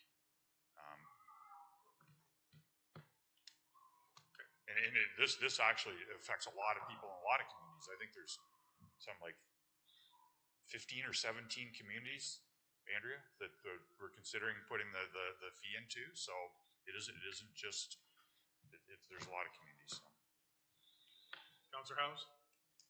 Thank you, Mr. Chair. Just in follow-up, I respect General Manager Walton's viewpoint on spreading out these public information session opportunities. This one in particular is a very hot, or you might even say contentious subject within our communities. And back to Rob's first response, a poor attendance in Burford tomorrow night does not necessarily indicate that residents of Paris or other communities wouldn't show up if we did a Paris one. Just as an example, I think it is something that we need to give some serious consideration to within the communication strategy for this program. I don't know if you want to comment to that, Rob, but I'm going to comment to it, and I'm going to be on the side of Rob with this one.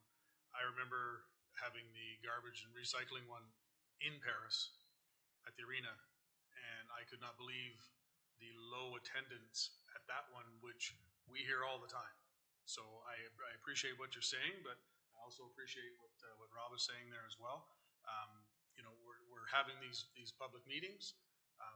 You know, so whether we've got to drive from here to Burford or here to Canesville, or Canesville has to drive from Canesville to Paris, I'll use the word again. Historically, these have not been well attended, which is unfortunate because, again, it's information to the public that we're willing to discuss with them, and they don't show up. So I think, you know, Rob, I'll leave it at what you were saying there, see how it goes in Burford.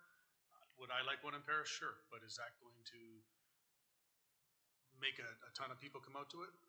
I'm not sure. So I appreciate what you're saying. Rob, I don't know if you want to add anything to that. To chair the committee, remember, there's the online as well, which is available 24/7. And the whole Engage Brant thing is to take comments from everybody. If we hear all the comments, they want to have one in Paris, we'll take that into consideration. But I think we need to, we think about these for everyone. We thought if we intentionally set these up in the way that we did for this one, with a little bit of concentration, yes, we are having online, and the presentation's the same at all. We're not having a live presentation, and it's the same presentation at all three. So we'll see what we get out of it, and see. It's good to have contentious discussion at these things. Then we can get out the other information that's out there. Like we've heard already, we already pay for this through our taxes, and why are you putting this onto a fee? Well, and in what we talked about today, the theory is what's on the taxes now will come off the taxes when this is implemented, or the majority of it anyways, the operation maintenance part of it, and then would be charging the fee. So it isn't a straight trade of the $12 for what's on taxes, because there's some other, now the changes from taxes to the fee is who pays it. But I think let's stick with what we've got on this one. We'll see what the communication is. We're only doing consultation right now. There's no bylaw prepared for council to consider yet. We're just going to bring back another report. We'll see what comes out of that, and we can reconsider then. I think the important thing here is to get out the information to the public that this is an underfunded asset.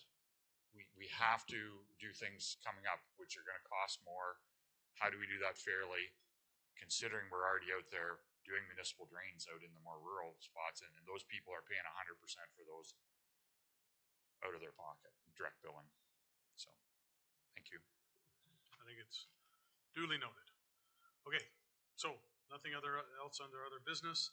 I do not see anything in camera, and that brings to the end of the agenda. So the next meeting will be April 16th. Looking for adjournment. Councillor Oakley. Thank you to all.